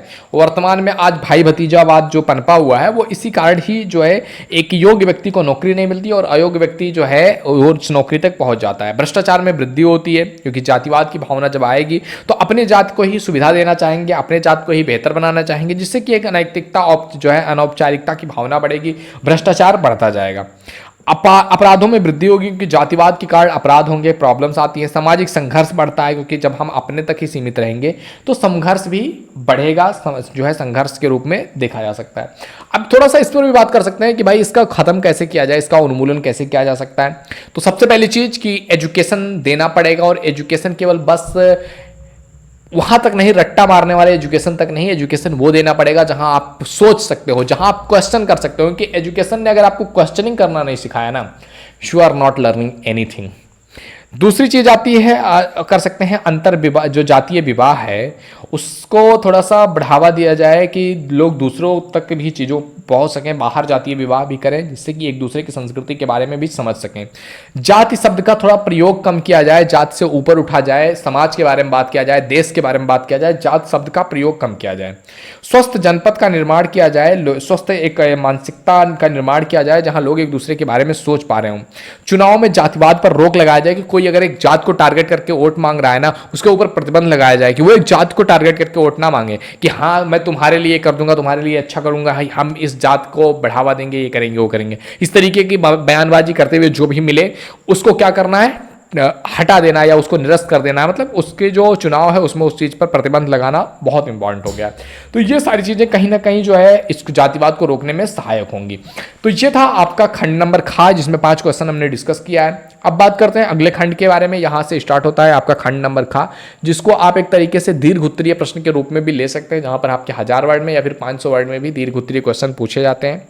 तो आइए इसको देखते हैं कि एक एक क्वेश्चन, यहाँ पर भी 5 क्वेश्चन हमने लिया हुआ है जो कि काफ़ी इंपॉर्टेंट है, बहुत इंपॉर्टेंट है। तो यहाँ पर हम एक एक क्वेश्चन के बारे में आइए अच्छे तरीके से समझते हैं कि क्या है क्वेश्चन में, और उसका आंसर अगर आपको देना हो तो आप किस तरीके से इसका आंसर दे सकते हैं। वीडियो लंबी हो रही है लेकिन वीडियो में अंत तक बने रहिए, चीजें आपको सीखने को मिलेंगी और डेफिनेटली आपके एग्जाम में हेल्प करने वाली है। 1 से 2 घंटे आप एक पेपर के लिए दे रहे हो और आपका एक पेपर कंप्लीट हो रहा है, तो ये कोई बड़ी बात नहीं है मेरे दोस्त। तो चलिए स्टार्ट करते हैं। तो पहला क्वेश्चन देखते हैं। इसमें पहला क्वेश्चन कह रहा है आपसे कि सामाजिक संरचना को परिभाषित करते हुए इसकी विशेषताओं के बारे में बताओ कि सामाजिक संरचना क्या है। सबसे पहले इस चीज को परिभाषित करो, फिर इसकी विशेषता क्या है, इस चीज पर आपको बात करनी है। तो देखते हैं, सबसे पहले अगर हम बात करें समाजशास्त्र की जो संरचना है, तो समाजशास्त्र में पहली बार हर्बर्ट स्पेंसर ने जो है सामाजिक संरचना शब्द का सबसे पहली बार यूज किया कि सामाजिक संरचना नाम का कोई चीज होता भी है। और इसका यूज इन्होंने अपनी जो एक पुस्तक थी इनकी, प्रिंसिपल ऑफ सोशियोलॉजी, इसमें उन्होंने 1885 में 1885 ईस्वी में इस चीज का, इस शब्द का यूज किया था। लेकिन स्पेंसर जो है वो संरचना को बहुत स्पष्ट नहीं कर पाए। सामाजिक संरचना शब्द को लेकर के बहुत सारे मतभेद हैं, लेकिन लगभग सभी इस बात से सहमत हैं कि सामाजिक निरंतरता और पुनरावृत्ति को ही एक तरीके से सामाजिक संरचना कहा जा सकता है या समझा जा सकता है। प्रारंभिक रूप में जो है स्ट्रक्चर शब्द अंग्रेजी भाषा से लिया गया था, जिसका अर्थ होता था भवन या संरचना या बनावट। 16वीं शताब्दी में इसका अर्थ बदल गया और इसे किसी वस्तु विभिन्न घटकों के बीच जो है परस्पर संबंध से लिया जाने लगा कि अगर किसी के बीच में एक मॉडल तैयार हो रहा है, एक स्ट्रक्चर तैयार हो रहा है, मतलब कि एक तरीके का, मतलब एक दूसरे से रिलेशन आ रहा है, संबंध आ रहा है, तो उसको स्ट्रक्चर कहा जा सकता है। सामाजिक संरचना के अर्थ के बारे में अगर हम थोड़ा सा बात करें, जैसे कि कभी भी आपको जब भी क्वेश्चन पेपर में आपसे क्वेश्चन पूछ लिया जाता है तो पहले आपको ये भूमिका देना पड़ेगा। तो अभी तक जो हमने बात किया है ये एक तरीके से भूमिका आप दे सकते हैं कि कैसे इसका उदय हुआ। अब अगर हम इसकी असंरचना का अर्थ के बारे में बात करें तो जिस तरीके से अगर हमारी बॉडी है, एक हमारी बॉडी की कुछ संरचनाएं हैं, हमारे शरीर के बहुत सारे पार्ट्स हैं, अंग है, जैसे कि हमारा हाथ हो गया, पैर हो गया, पेट हो गया, नाक, कान, ये सारी चीज़ें मिल करके जब एक साथ आती हैं, ये सारी इकाइयाँ जब एक संरचना का निर्माण करती हैं तो एक बॉडी बनती है। इसी तरीके से समाज भी क्या है, एक तरीके की संरचना है जिसमें समाज के तमाम सारे पार्ट्स, इकाइयाँ आती हैं, जैसे कि समूह हो गया, समितियाँ हो गई, संस्थाएं हो गया, परिवार हो गया। ये सारी चीज़ें जब एक साथ मिलती हैं तो इससे क्या होता है, एक सामाजिक संरचना का निर्माण होता है। इकाइयों का जो है हम जो है हमारे चारों ओर की वस्तुओं से कहीं ना कहीं वो चीज़ कनेक्ट होता है। जैसे कि अगर एक घर बनाना है तो उसको भी उदाहरण के लिए हम ले सकते हैं कि एक घर के संरचना कैसे होती है, उसके लिए भी कुछ चीज़ों की आवश्यकता होती है। जैसे कि उसके पार्ट्स में आ जाएगा कि इसकी संरचना के लिए ईंट हो गया, चूना, सीमेंट, इन चीज़ों की एक तरीके से जो है ज़रूरत होती है, जिससे मिल करके ये क्या होती है, संरचना बनती है। ऐसे ही हमारे समाज की भी कुछ ज़रूरतें हैं, कुछ चीज़ें हैं जिनको मिल करके हमारा समाज भी क्या करता है, एक संरचना बनता है। तो इसको कहते हैं हम सामाजिक संरचना। अब बात करें अगर इसकी परिभाषाओं के बारे में, तमाम सारे विद्वानों ने इस पर अपनी अपनी राय रखी हुई है कि आखिर सामाजिक संरचना है क्या। तो टालकाट पार्सन्स कहते हैं कि सामाजिक संरचना जो है परस्पर संबंधित संस्थाओं, एजेंसियों और सामाजिक प्रतिमानों तथा समूहों में प्रत्येक सदस्य द्वारा ग्रहण किए गए पदों और कार्यों की क्या है, एक विशिष्ट क्रमबद्धता है, और इसी को हम कहते हैं क्या, सामाजिक जो है संरचना। इसी पर अपना विचार रखते हुए इग्गन महोदय ने कहा हुआ है, इग्गन महोदय क्या कह रहे हैं, ये कहते हैं कि अंतः व्यक्तिक संबंध सामाजिक संरचना के अंग हैं, जो कि व्यक्तियों द्वारा अधिकृत पद स्थितियों को जो है समान रूप से सामाजिक संरचना के पार्ट बन जाते हैं और उसका निर्माण करते हैं। मैकाइवर और पेज कहते हैं इस पर कि समूह निर्माण के विभिन्न जो रूप हैं उससे सामाजिक संरचना के जटिल प्रतिमान की रचना करते हैं। सामाजिक संरचना के विश्लेषण में सामाजिक प्राणियों की जो है विविध मनोवृत्तियां और रुचियों के कार्य प्रदर्शित होते हैं। कार्ल मानहीम कहते हैं कि सामाजिक संरचना जो है परस्पर क्रिया में निहित जो है सामाजिक शक्तियों का एक जाल है। लोबी स्ट्रास कहते हैं कि एक समाज की संरचना उस समाज में रहने वाले लोगों का एक माइंड स्ट्रक्चर है, दिमाग की संरचना है। तो इस तरीके से सामाजिक संरचना को परिभाषित करते हुए अलग अलग विद्वानों ने अपने अपना पॉइंट ऑफ व्यू दिया हुआ है। अब अगर हम बात करें कि इसकी विशेषता क्या है, जो विशेषता सेकंड पार्ट है आपके क्वेश्चन का, तो सामाजिक संरचना की तमाम सारी विशेषताएं हैं। जैसे कि पहली विशेषता अगर हम इसको देखने की कोशिश करें तो सामाजिक संरचना जो है ये अमूर्त है अमूर्त का अर्थ होता है जिसका कोई मूर्त ना हो, जिसको हम साकार ना देख सकें, निराकार हो, देह रहित हो, अप्रत्यक्ष हो, उसी को कहते हैं अमूर्त। तो सामाजिक जो संबंध है उसका जो आधार है, जैसे कि सामाजिक संस्थाएं हो गई, सामाजिक प्रतिमान हो गया, ये सारी चीज़ें कहीं ना कहीं क्या है, अमूर्त है, इनको हम देख नहीं सकते हैं, एक रिलेशन को हम देख नहीं सकते हैं, वो केवल जो है कहने के लिए होता है। दूसरी चीज है आपकी सामाजिक संरचना अनेक उपसंरचनाओं से मिलकर के बना हुआ है, जैसे कि परिवार, नातेदारी, संस्थाएं, समितियां, समूह, ये एक साथ नहीं बन जाती हैं। इनको बनाने के लिए कई सारी चीज़ों को मिलाना पड़ता है। जैसे एक समिति बनाना है तो उसमें कई सारे लोग, एक इंडिविजुअल, कई इंडिविजुअल आएंगे, मिलेंगे, फिर एक समिति या एक समूह का निर्माण किया जा सकेगा। तीसरी चीज है हमें कि सामाजिक संरचना में हमें समाज के बाहरी स्वरूप का ज्ञान होता है। संरचना की इकाइयां परस्पर संबंधित होकर के एक ढांचे का निर्माण करती हैं, जिसको हम सामाजिक संरचना कहते हैं। नेक्स्ट आप विशेषता कह सकते हैं इसकी कि जो जैसा कि सामाजिक संरचना के अर्थ में कहा गया है कि सामाजिक संरचना जो है वो इकाइयों की एक क्रमबद्धता है कि एक सीरीज में जो पार्ट्स हैं, जो इकाइयां हैं वो जुड़ती हैं, तो सामाजिक संरचना का निर्माण होता है। तो संरचना इकाइयों की महज संयोग नहीं है, बल्कि क्या है, एक निश्चित क्रम में जो है इसको फिट किया जाता है, जिससे कि ये क्या होता है, एक संरचना का निर्माण ग्रहण करता है। अगला अगर विशेषता के बारे में बात किया जाए तो सामाजिक संरचना की विभिन्न इकाइयों और पद स्थान पूर्व निर्धारित होता है कि कौन सी इकाई कहाँ पर फिट होगी। सामाजिक संरचना की विशेषता यह भी है कि ये अपेक्षाकृत क्या होता है, अस्थायी होता है। सामाजिक प्रक्रियाएं सामाजिक संरचना का बहुत महत्वपूर्ण पक्ष है, जैसे कि समाज में सहयोग हो गया, व्यवस्थापना हो गया, अनुकूलन हो गया, सात्मीकरण हो गया, कंपटीशन हो गया, ये सारी चीज़ें कहीं ना कहीं इसके पार्ट के रूप में आते हैं। तो ये कहीं ना कहीं सामाजिक संरचना की ये विशेषताएं हो जाती हैं। तो आई होप आपको ये चीज़, ये क्वेश्चन समझ में आया होगा। वीडियो पसंद आ रहा हो तो लाइक जरूर कर दीजिएगा। अब आइए बढ़ते हैं हम अपने अगले क्वेश्चन की तरफ। अगला क्वेश्चन आपके सामने दिख रहा है, क्या कह रहा है, सेकंड नंबर का क्वेश्चन, कि भारत में समाजशास्त्र की उत्पत्ति, उद्भव और विकास की विवेचना करो। कि भारत में समाजशास्त्र की उत्पत्ति कैसे हुई, इसका उद्भव कैसे हुआ और इसका विकास कैसे हुआ, इस चीज़ पर आपको बात करनी है कि भारत में समाजशास्त्र के बारे में क्या कहा गया है। तो देखो, भारत में समाजशास्त्र की उत्पत्ति के बारे में अगर हम बात करें कि इसकी उत्पत्ति कैसे हुई, तो समाजशास्त्र एक नए सामाजिक विज्ञान के रूप में हमारे भारत में आया हुआ था 20वीं शताब्दी में, जो कि समाज का एक समग्र रूप से वैज्ञानिक अध्ययन है कि समाज क्या है, कैसे है, उसकी कौन कौन सी कनेक्शन है, किससे जो जुड़ करके बना हुआ है, कौन कौन सी चीज़ें, मतलब समाज से रिलेटेड हर एक पॉइंट ऑफ व्यू का क्या था, एक विस्तृत अध्ययन था। समाज का अस्तित्व जो है मानव अस्तित्व के साथ जुड़ा हुआ है, क्योंकि जब से मानव की उत्पत्ति हुई है तभी से समाज का जन्म हुआ है, और समाज के विषय में अध्ययन मानव चिंतन के साथ ही शुरू होता है। सामाजिक संस्था हो, चाहे परिवार, विवाह, नातेदारी जो है, चाहे राज्य, शिक्षा, संस्कृति, धर्म, जितनी भी चीज़ों का विकास हुआ है वो कहीं ना कहीं मानव की उत्पत्ति से ही हुआ है, और मानव इनकी उत्पत्ति, संरचना और विकास को समझने का लगातार प्रयास भी करता रहता है कि ये चीज़ कैसे हुआ, क्यों हुआ। वास्तव में जो समाजशास्त्र है ना, उसकी उत्पत्ति से पहले समाज को जो है धार्मिक दार्शनिक के रूप में देखा जाता था। ऐतिहासिक, आर्थिक, राजनीतिक परिप्रेक्ष्य में समझने का प्रयास किया जाता था, लोगों को भी उसी के अंतर्गत रखने के। राज्य जैसे राजनीति शास्त्र है तो उसमें लोगों का भी अध्ययन किया जाता था, अर्थशास्त्र है तो उसमें भी लोगों का अध्ययन किया जाता था, लेकिन एक अलग सब्जेक्ट के रूप में समाजशास्त्र को नहीं देखा जा रहा था।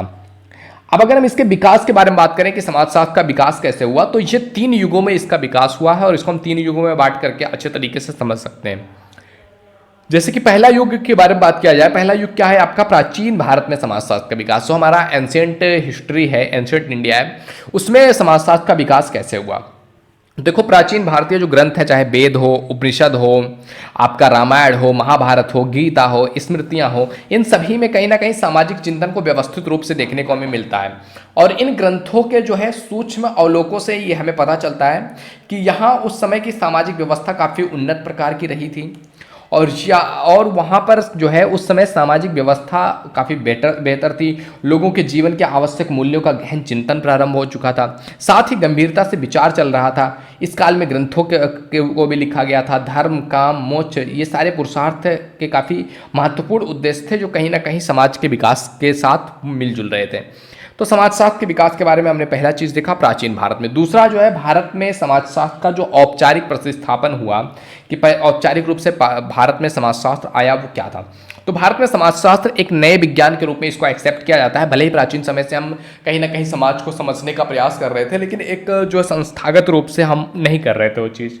तो यद्यप 19वीं शताब्दी के उत्तरार्ध में यूरोप में समाजशास्त्र का एक व्यवस्थित विषय के रूप में विकास हो चुका था, 19वीं शताब्दी में ही जब खत्म हो रहा था 19वीं शताब्दी आधे के बाद, जो है 1850 के बाद, 1872-74 में स्टार्ट हुआ था, तो जो है जो यूरोप था वहाँ पर तो चीज़ें हो चुकी थी। सन 1914 से 47 तक का काल भारत में समाजशास्त्र के बारे में बात किया जाता है। जो है प्रथम विश्व युद्ध जब स्टार्ट हुआ था उसके बाद से ही समाजशास्त्र को काफ़ी महत्व दिया जाने लगा था भारत में भी।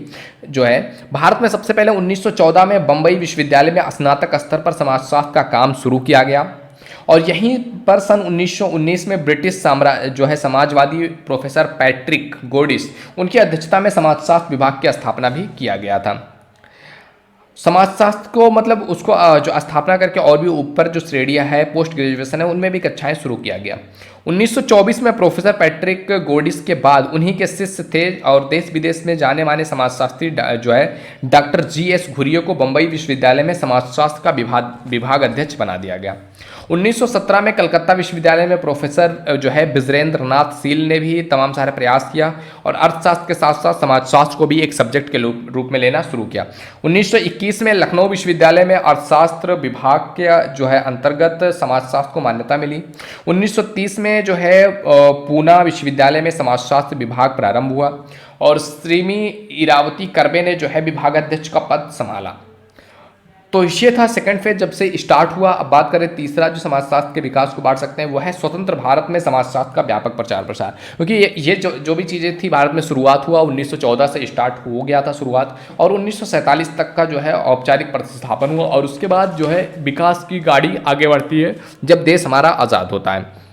1947 में स्वतंत्रता जब हमारे देश को प्राप्त होता है और इस युग में समाजशास्त्र को देश के तमाम सारे विश्वविद्यालय जो थे उनमें एक व्यवस्थित रूप में स्वतंत्र विषय के रूप में मान्यता मिल चुकी थी। इसके अध्ययन अध्यापन की ओर लोगों का ध्यान बढ़ रहा था और वर्तमान देश में आधे से अधिक विश्वविद्यालय जितने हैं उसमें समाजशास्त्र के विभाग की स्थापना हो चुकी है और समाजशास्त्र पर जो है अच्छे तरीके से काम कर रहा है। तो इस तरीके से हमारे भारत में समाजशास्त्र का उदय हुआ, समाजशास्त्र की उत्पत्ति हुई और समाजशास्त्र का धीरे धीरे क्या हो गया, विकास होता चला गया। अब बात करें अगर हम अगले क्वेश्चन की, अगला क्वेश्चन आप देख सकते हैं। अगला क्वेश्चन कह रहा है आपसे कि भारतीय ग्रामीण जो है समाज उसके बारे में बात किया गया है कि भारतीय ग्रामीण समाज में जाति क्या क्या भूमिका रहा है। हमारा भारत आपको पता ही है कि एक ग्रामीण सभ्यता से जो है जुड़ता हुआ आता है, तो इसमें जो ग्रामीण सभ्यताएं रही हैं या गांव रहे हैं उनका क्या योगदान रहा है उसके बारे में बात करना है कि इनकी क्या भूमिका रही है, जात किस तरह से किसी चीज़ को जो है प्रभाव डालता है, इम्पैक्ट करता है, उस चीज़ के बारे में हमें इस क्वेश्चन में समझना है। ओके, तो जो है समझते हैं, देखते हैं कि जाति व्यवस्था जो है वो भारत की बहुत प्राचीनतम व्यवस्था है, सामाजिक सांस्कृतिक संस्था चलाने के लिए बहुत इंपॉर्टेंट व्यवस्था है। भारत का ग्रामीण समाज पूर्णतया जो है एक परंपरागत समाज है जिसमें जो है आज भी व्यक्ति के व्यवहारों का जो निर्धारण होता है वो बहुत बड़ी सीमा तक उसके जात के माध्यम से होता है कि किस जात से रिलेट कर रहा है। ओके, अनेक विद्वानों का यह मानना है कि नगरों की अपेक्षा गांवों में आज भी जाति व्यवस्था का प्रभाव हमें बहुत अधिक रूप से देखने को मिलता है। नगरीय समुदायों में आज जाति व्यवस्था का प्रभाव बड़ी तेजी से कम हो रहा है, जबकि ग्रामीण जीवन में आज भी जो व्यक्ति की सामाजिक, आर्थिक और धार्मिक स्थिति का निर्धारण करने वाला जो सबसे महत्वपूर्ण अगर कोई चीज़ है तो वो है उसका जाति व्यवस्था जो है। इस पर अपना विचार रखते हुए मदान ने लिखा भी हुआ है कि जाति व्यवस्था क्या है। मदान कहते हैं कि भारतीय ग्रामीण सामाजिक संरचना में जाति संस्था सबसे ज़्यादा महत्व रखती है। अब भारतीय ग्रामीण संरचना में जाति व्यवस्था के अभाव को नहीं, जो है जाति व्यवस्था का अभाव अगर आ जाए तो भारतीय ग्रामीण संरचना को नहीं समझा जा सकता। ग्रामीण जीवन के विभिन्न क्षेत्रों में जाति व्यवस्था का काफ़ी महत्वपूर्ण रहा है। जाति और ग्रामीणों का आर्थिक जीवन की अगर बात किया जाए तो भारत में ग्रामीणों का जो संपूर्ण आर्थिक जीवन है उसमें जाति व्यवस्था का स्पष्ट रूप से प्रभाव देखने को मिलता है। ग्रामीण आर्थिक जीवन का कोई भी ऐसा पक्ष नहीं है जो जातिगत नियमों के द्वारा प्रभावित ना हुआ हो, क्योंकि व्यक्ति को जो है क्या करना है, उसको ज़िंदगी में क्या काम करना है, ये सारी चीज़ें भी कहीं ना कहीं जो है उसकी जातिगत स्थिति से पता चलता है कि वो कौन से जात में जन्म लिया है, उस जात के लोग क्या काम करते हैं। मतलब एक तरीके का जो है शेड्यूल होता है कि हाँ ये जात में पैदा हो गए तो तुम ये काम करोगे। मतलब व्यावसायिक रूप से, आर्थिक रूप से भी कहीं ना कहीं जाति इफेक्ट करती है। दूसरा है आपका निवास स्थान और क्षेत्र का निर्धारण। ग्रामीण आवास प्रतिमान तथा जाति व्यवस्था के नियमों के बीच एक घनिष्ठ संबंध है। गांव में विभिन्न जातीय समूहों का निवास भी अलग अलग बस्तियों और मोहल्लों के रूप में होता है। अक्सर इन बस्तियों को उनकी जातियों के आधार पर ही संबोधित किया जाता है कि ये, जैसे कि अभी आप देखोगे कई सारे क्षेत्र ऐसे भी हमारे आसपास भी ऐसे क्षेत्र हैं जिनको मतलब उन्हीं के नाम से जाना जाता है कि ये टोला है, ये मुस्लिम टोला है, ये चमर टोला है, ये ब्राह्मण टोला है। मतलब एक एक टोले के रूप में उसको बांट दिया गया है और वहाँ पर मतलब उन्हीं की मतलब बहुलता होती है कि एक साथ मिल करके जिस जाति के लोग रहते हैं वो एक साथ मतलब एक जगह पर रहते हैं और दूसरे जाति के जो लोग हैं वो थोड़ा सा अलग, एक गाँव एक ही रहेगा, बड़ा गाँव एक ही रहेगा, लेकिन उसी में थोड़ा थोड़ा अलग अलग मोहल्ला होता है, टोला होता है। ओके, तीसरा चीज़ है आपका जाति तथा व्यवसाय। ग्रामीण क्षेत्रों में व्यक्ति द्वारा किए जाने वाले व्यवसाय और उससे संबंध जो मनोवृत्तियां हैं उस पर जाति व्यवस्था की स्पष्ट छाप देखने को मिलती है। गांव में इसे आवश्यक समझा जाता है कि प्रत्येक व्यक्ति अपनी परंपरागत व्यवसाय द्वारा ही जो है आजीविका बनाएगा।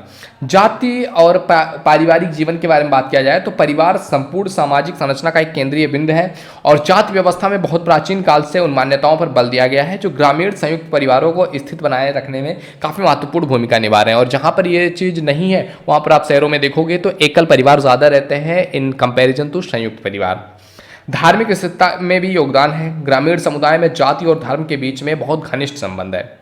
ग्रामीण जीवन की विधि जो है वो ग्रामीण साधनों के अनुसार जो है बताई गई है, बनाई गई है। साधनों के अभाव में यदि धार्मिक विश्वास दुर्बल हो जाए तो व्यक्तिगत और सामुदायिक समस्याओं में इतनी वृद्धि हो जाएगी कि संपूर्ण सामाजिक संरचना भी टूट सकती है।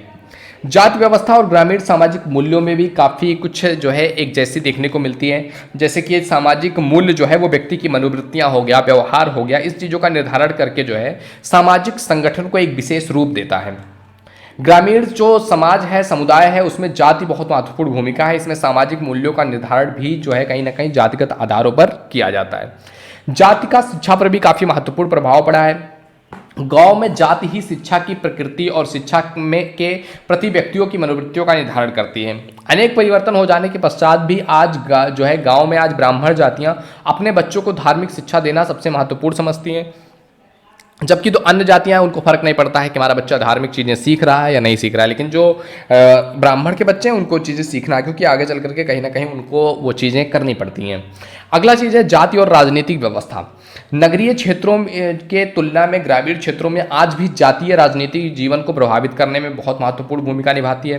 ग्रामीणों में आज भी जातीय चेतना इतनी ज़्यादा है कि चुनाव के लिए प्रत्याशियों के चयन और मतदान से संबंधित निर्णय भी जाति के आधार पर मान करके किया जाता है। तो इस तरीके से कहीं ना कहीं जो ये जातिगत व्यवस्था है, जात की जो भूमिका रही है वो भारतीय ग्रामीण समाज के नस नस में दौड़ रही है और ये धीरे धीरे गवर्नमेंट एंड एजुकेशन सिस्टम ये काम कर रहा है कि धीरे धीरे ये जो व्यवस्था है इसको थोड़ा सा खत्म किया जाए और लोग अपने आप को समझ सकें, अपनी समस्याओं को समझ सकें और उसको जो सोल्यूशन करे ऐसी राजनीतिक पार्टी का चुनाव कर सके। तो कहीं ना कहीं ये जातिगत व्यवस्थाएं देश को विकसित करने के लिए, देश को विकास के रास्ते पर ले जाने से रोकती हैं।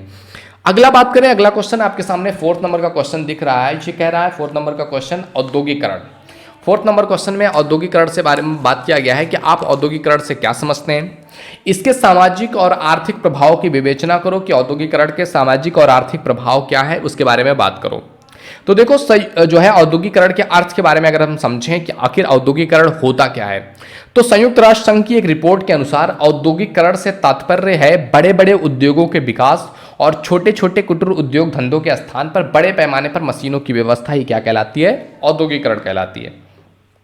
औद्योगिकरण एक प्रकार की अगर बात किया जाए ना, औद्योगिकरण को हम शांत भाषा में समझना चाहे, आसान भाषा में, तो एक प्रकार की प्रक्रिया है जिसके अंतर्गत जो लोग हैं वो अपनी पुरानी पद्धतियों को छोड़ करके उसके स्थान पर नई चीज़ों से जो है अधिक सरल और अधिक उत्पादक तकनीकी का प्रयोग कर सकते हैं। तो ये कहीं ना कहीं औद्योगिकरण कहलाती है। अब अगर हम इसके बारे में बात करें थोड़ा सा कि वास्तव में औद्योगिकरण जो प्रक्रिया है ना, ये क्या करती है कि आधुनिकतम प्रौद्योगिकी का प्रयोग करती है अपने चीज़ों में और इसका उद्देश्य है कि उत्पादन के साधनों में वृद्धि किया जाए, मनुष्यों के श्रम की जगह पर जो है मशीनों से काम करवाया जाए, मशीन उस पर काम कर सके और औद्योगिकरण की जो स्थिति है उसको बढ़ाया जा सके। औद्योगिकरण का सामाजिक और आर्थिक प्रभाव के बारे में अगर बात करें कि इसका सामाजिक और आर्थिक प्रभाव क्या है, तो देखो सबसे पहली चीज़ है कि अपराधों में वृद्धि। औद्योगिकरण के जो है प्रभाव स्वरूप अपराधों में वृद्धि भी हुआ है। इसका ये सामाजिक और आर्थिक प्रभाव आपको देखने को मिलेगा जो कि काफ़ी खतरनाक भी है, अच्छा भी है।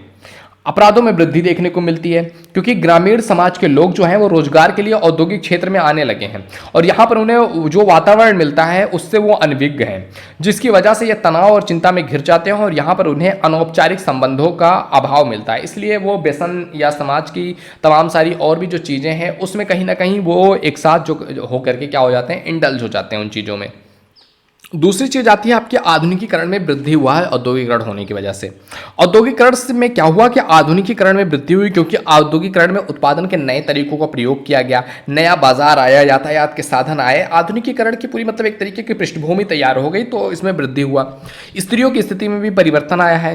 औद्योगिकरण के बाद क्या हुआ कि नगरीकरण की तरह ही औद्योगिकरण ने भी स्त्रियों की स्थिति में परिवर्तन किया है। औद्योगिकरण में स्त्रियों को शिक्षा और रोजगार के समान अवसर प्रदान किए गए, जिसमें स्त्रियां सामाजिक और आर्थिक क्षेत्रों में आत्मनिर्भर बन सकी। जातीय व्यवस्था में भी औद्योगिकरण से काफी शिथिलता आई हुई है, क्योंकि औद्योगिकरण के कारण विभिन्न व्यवसायों में एक साथ काम करने के कारण जो जातिगत दूरियां हैं वो कम हुई हैं। उद्योगों में सभी जातियों के व्यक्ति एक साथ मिलकर के काम करते हैं, और यहाँ पर जो है उनमें जो है जातिगत भावना का अभाव देखने को मिला है। विविध व्यवसायों के विकास के लिए के साथ होटल, यातायात साधनों के विकास, शिक्षा दर में वृद्धि हो गया। इन सभी चीज़ों के कारण कहीं ना कहीं जो जातिगत व्यवस्था रही है उसमें शिथिलता आई है। संयुक्त परिवारों का विघटन भी हुआ है औद्योगिकरण के कारण, क्योंकि औद्योगिकरण के प्रभाव से संयुक्त परिवारों में लगातार क्या हो रहा है कि लोग रोजगार की तलाश में औद्योगिक क्षेत्रों में जा रहे हैं। अब नगरों का विकास हो रहा है, फलस्वरूप क्या हो रहा है कि संयुक्त परिवार की जगह पर अब धीरे धीरे एकल परिवार होते जा रहे हैं। एक व्यक्ति अपने परिवार को लेकर के उसको जहाँ पर जो भी चीज़ों की सुविधा मिलती है, जहाँ पर ढूंढने जाता है, कहीं मिला तो वो अपने परिवार के साथ, अपनी फैमिली के साथ वहाँ पर जा सकता है। तो ये कहीं ना कहीं ये कुछ प्रभाव हैं जो कि औद्योगिकरण के माध्यम से समाज पर और आर्थिक चीज़ों पर ये प्रभाव डालते हैं। तो ये था आपका क्वेश्चन, इसका आंसर। आई होप आपको वीडियो पसंद आ रहा होगा। वीडियो पसंद आए तो लाइक जरूर कर दिया कीजिए। चलिए बढ़ते हैं अगले क्वेश्चन की तरफ। अगला क्वेश्चन है आपके पास 5th नंबर का क्वेश्चन कि जाति जो है वो एक बंद वर्ग है। इस कथन का आपको क्या करना है, आलोचनात्मक समीक्षा करना है कि जाति क्या है, एक तरीके का बंद वर्ग है। तो देखो, अगर हम समझें जाति को, तो भारत में सामाजिक स्तरीकरण के परंपरागत आधार के रूप में जाति व्यवस्था बहुत महत्वपूर्ण स्थान रखती है। यद्यपि संसार के भागों में जाति व्यवस्था के प्रमाण मिलते हैं, लेकिन भारत में यह व्यवस्था सबसे पूर्ण उदाहरण है। डॉक्टर मजूमदार लिखते हैं कि जाति व्यवस्था भारत में अनुपम है। सामान्यतः जातियों और संप्रदायों की जो परंपरागत स्थली मानी जाती है भारत, और ऐसा कहा जाता है कि वहां की हवा में भी जातीयता घुली हुई है, ऐसा माना जाता है। जात शब्द जो है वो अंगल भाषा के कास्ट का हिंदी रूपांतर शब्द कास्ट है, जो कि पुर्तगाली शब्द कास्टा से बना हुआ है, जिसका अर्थ होता है प्रजाति या जन्मभेद। जाति शब्द की उत्पत्ति जो है इसका पता 1665 ईस्वी में ग्रोसिया डी ओरेटा ने लगाया हुआ था, और बाद में उसको जो है डब्बे डुब्बाए ना इसका प्रयोग प्रजाति के संदर्भ में किया गया। जात की जो है संक्षिप्त परिभाषा देते हुए मजूमदार और मदान ने लिखा हुआ है कि जाति एक प्रकार का बंद वर्ग है, यानी कि एक वर्ग है लेकिन क्या है, वो लॉक्ड है, क्योंकि उसमें एक ही जात के लोग भरे पड़े हैं।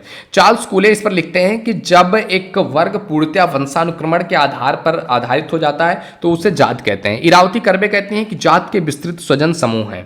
मंटेंड एंड मैनाचेसी कहते हैं कि जाति व्यक्तियों का एक ऐसा समूह है जिनके कर्तव्यों और विशेषाधिकारों का भाग अन्य से निश्चित होता है, जिनको जाति या धर्म दोनों की स्वीकृति या समर्थन प्राप्त होती है, तो वो जाति कहलाता है कहीं ना कहीं पर। अब अगर हम बात करें कि जाति व्यवस्था की कुछ अपनी विशेषताएं हैं जिसके आधार पर यह चीज कहा गया है कि ये एक जो है जाति एक बंद वर्ग है, क्यों कहा गया है, तो जाति एक जटिल व्यवस्था है जिसे किसी एक परिभाषा में बांधना काफी कठिन हो जाएगा कि हाँ यही जाति है, और यही कारण है कि विद्वानों ने जाति की परिभाषा देने के बजाय उसके लक्षणों के बारे में बात करना ज्यादा बेहतर समझा है कि जाति ये है भाई, अब उसकी परिभाषा तुम अपने हिसाब से ढूंढ लो। उसमें तमाम सारे विद्वानों ने इस पर अपना बताया हुआ है कि लक्षण बताया हुआ है कि जात क्या है। तो उन्होंने कहा है कि एक जात के सदस्य जात के बाहर विवाह नहीं कर सकते हैं। दूसरी चीज कि प्रत्येक जात में दूसरी जातियों के साथ खान पान के संबंध में भी प्रतिबंध लगाए गए हैं। तीसरी चीज है कि अधिकतर जातियों के पेशे भी निश्चित है कि तुमको ये पेशा करना है। अगला चीज है आपका कि जातियों में ऊंच नीच का संस्तरण होता है, जिसमें ब्राह्मणों की स्थिति जो है सर्वमान्य रूप से शिखर पर होती है। नेक्स्ट चीज है आपका कि व्यक्ति की जो है जाति जन्म के आधार पर ही आजीवन के लिए निश्चित हो जाती है। केवल जाति के नियमों को तोड़ने पर भी ही उसे जाति से बहिष्कृत किया जा सकता है, अन्यथा एक जाति में दूसरी जाति की सदस्यता ग्रहण करना संभव नहीं है। नेक्स्ट चीज है आपके संपूर्ण जाति जो प्रणाली है वो ब्राह्मणों की श्रेष्ठता पर आधारित है। तो इस तरीके से डॉक्टर घुरिये ने जब ये जात के व्यवस्थात्मक संरचनात्मक को समझा, इसके दोनों पहलुओं पर प्रकाश डालते हुए इसकी 6 विशेषताओं के बारे में डॉक्टर घुरिये ने बात किया हुआ है। डॉक्टर घुरिये कहते हैं कि यह समाज का एक खंडात्मक विभाजन है जाति प्रथा के आधार पर हिंदू समाज विभिन्न खंडों में बटा हुआ था। प्रत्येक खंड के सदस्यों की स्थिति, पद और काम निश्चित थे। प्रत्येक खंड जो खंड है उनके सदस्यों की जो सामुदायिक भावना है वो संपूर्ण समुदाय के प्रति ना होकर के अपनी जाति के नैतिक कर्तव्यों के रूप में ही देखने को मिलता है। दूसरी चीज़ है आपका संतान जो है सोपान तंत्र और संस्करण, यानी कि जाति प्रथा के विभिन्न खंडों में ऊंच नीच का एक संस्करण देखने को मिलता है, उतार चढ़ाव की एक व्यवस्था देखने को मिलती है। और इस संस्करण या सोपान में जो है सर्वोच्च जो स्थिति होती है वो ब्राह्मण की होती है, दूसरी स्थिति आती है क्षत्रियों की, तीसरी वैश्य की और सबसे निम्न चौथी स्थिति आती है शूद्रों की। जन्म पर आधारित होने के कारण इस संस्करण में दृढ़ता और जो है स्थिरता देखने को मिलती है। भोजन और सामाजिक सहवास पर भी प्रतिबंध है। यह जाति प्रथा का जो है निषेधात्मक पक्ष है। प्रत्येक जात के ऐसे नियम होते हैं कि कोई व्यक्ति पक्का, कच्चा या फलाहारी भोजन किस व्यक्ति के हाथ का बना किसके साथ कर सकता है तथा किसके हाथ का वो पानी पी सकता है। और प्रायः ब्राह्मणों के हाथ का कच्चा पक्का खाना सब जातियों के व्यक्ति खा सकते हैं, लेकिन ब्राह्मण जो है वो निम्न जातियों के यहाँ खाना नहीं खाते हैं। नेक्स्ट चीज था कि सामाजिक और धार्मिक विशेषाधिकारों का जो है निर्योग्यताएं, यानी कि हिंदू जातीय जो सोपान क्रम है उसमें उच्च जातियों को अनेक सामाजिक और धार्मिक विशेष अधिकार प्राप्त हैं, जबकि निम्न जातियों की कई निर्योग्यताएं रही हैं। जाति व्यवस्था में सबसे अधिक विशेषाधिकार जो था वो ब्राह्मणों को प्राप्त है, जबकि जो अछूत जातियां हैं उनको निर्योग्य समझा गया है और उनको पीड़ित किया गया है हमेशा। नेक्स्ट चीज है आपका व्यवसाय के अप्रतिबंधित चुनाव का अभाव, यानी कि जाति प्रथा की विशेषता यह है कि यह प्रायः प्रत्येक जाति और उसकी उपजातियों का अपना एक परंपरागत व्यवसाय होता है जिसे छोड़ना उचित नहीं समझा जाता है, और जातियों के अनुसार ही उनके व्यवसायों में भी ऊंच नीच होती है। जिन व्यवसायों में व्यक्ति का संपर्क अपवित्र वस्तुओं से होता है उन व्यवसायों को और उन्हें करने वालों को नीचा माना जाता है। तो इस तरीके से जाति व्यवस्था में ये चीज़ें रखी गई हैं। विवाह पर भी प्रतिबंध लगाया गया है जाति व्यवस्था के आधार पर। जो है जाति प्रथा का सबसे कठोर प्रतिबंध यही है कि व्यक्ति को अपने ही जाति और उपजाति से बाहर विवाह करने की अनुमति नहीं दी गई है। दूसरे शब्दों में कहा जाए कि जातियां जो है वो अंतर विवाही समूह होती हैं। वेस्टरमार्क ने अंतर विवाह को जाति प्रथा का जो है सारतत्व माना है। तो इन सभी जो विशेषताएं हैं, इन विशेषताओं के आधार पर कुछ एक विद्वानों ने जाति प्रथा के अन्य विशेषताओं का उल्लेख किया है। जैसे लुई ड्यूमा जो है उन्होंने पवित्रता और अपवित्रता की धारणा को जाति प्रथा का सबसे महत्वपूर्ण विशेषता बताया हुआ है। निम्न जिन जातियों को जन्म या व्यवसाय के आधार पर अपवित्र माना जाता है जो है उन्हें उच्च अथवा पवित्र जातियों को भी मतलब कि क्या है कि जो निम्न जातियां हैं उनके साथ संबंध पर रोक लगाया गया है। तो इस तरीके से जातियां क्या हो जा रही हैं यहाँ पर कि अपने आप में लॉक हो जा रही हैं कि हम बस अपने समूह तक ही सीमित हैं, अपनी जाति तक ही सीमित है। तो इस तरीके से जो एक सीमा, जो एक बाउंड्री सेट की जा रही है, उसी तरीके को कहा जा सकता है कि ये क्या है, बंद है। तो इस तरीके से जाति को एक बंद वर्ग के रूप में देखा गया है। तो ये 5 क्वेश्चंस हमने आपका जो है लॉन्ग आंसर टाइप क्वेश्चंस अगर आपसे पूछा जाता है, काफ़ी इंपॉर्टेंट है ये 5 क्वेश्चन जो कि रिपीटेडली आपसे एग्जाम में पूछे जाते हैं, तो वो आज हमने आपके साथ शेयर किया है। आई होप वीडियो तुम्हें पसंद आया होगा। वीडियो पसंद आया तो लाइक जरूर कीजिए। तो कैसा लगा आप लोगों को ये वीडियो एंड लाइव कैसा चला, आप लोग कमेंट जरूर करते रहिए and share to your friends, जिससे कि उन सभी को पता चल सके कि डेली आपकी 7 बजे की लाइव क्लासेस चल रही हैं एंड आप आकर के उसको अटेम्प्ट भी कर सकते हैं, अटेंड कर सकते हैं। ओके मेरे दोस्त, तो मिलते हैं आपसे अगले वीडियो में। तब तक के लिए जय हिंद, जय Bharat. Share to your friends जिससे कि उनकी भी एग्जाम्स में अच्छे मार्क्स आ सकें। All the best for your exams. Thank you, bye bye.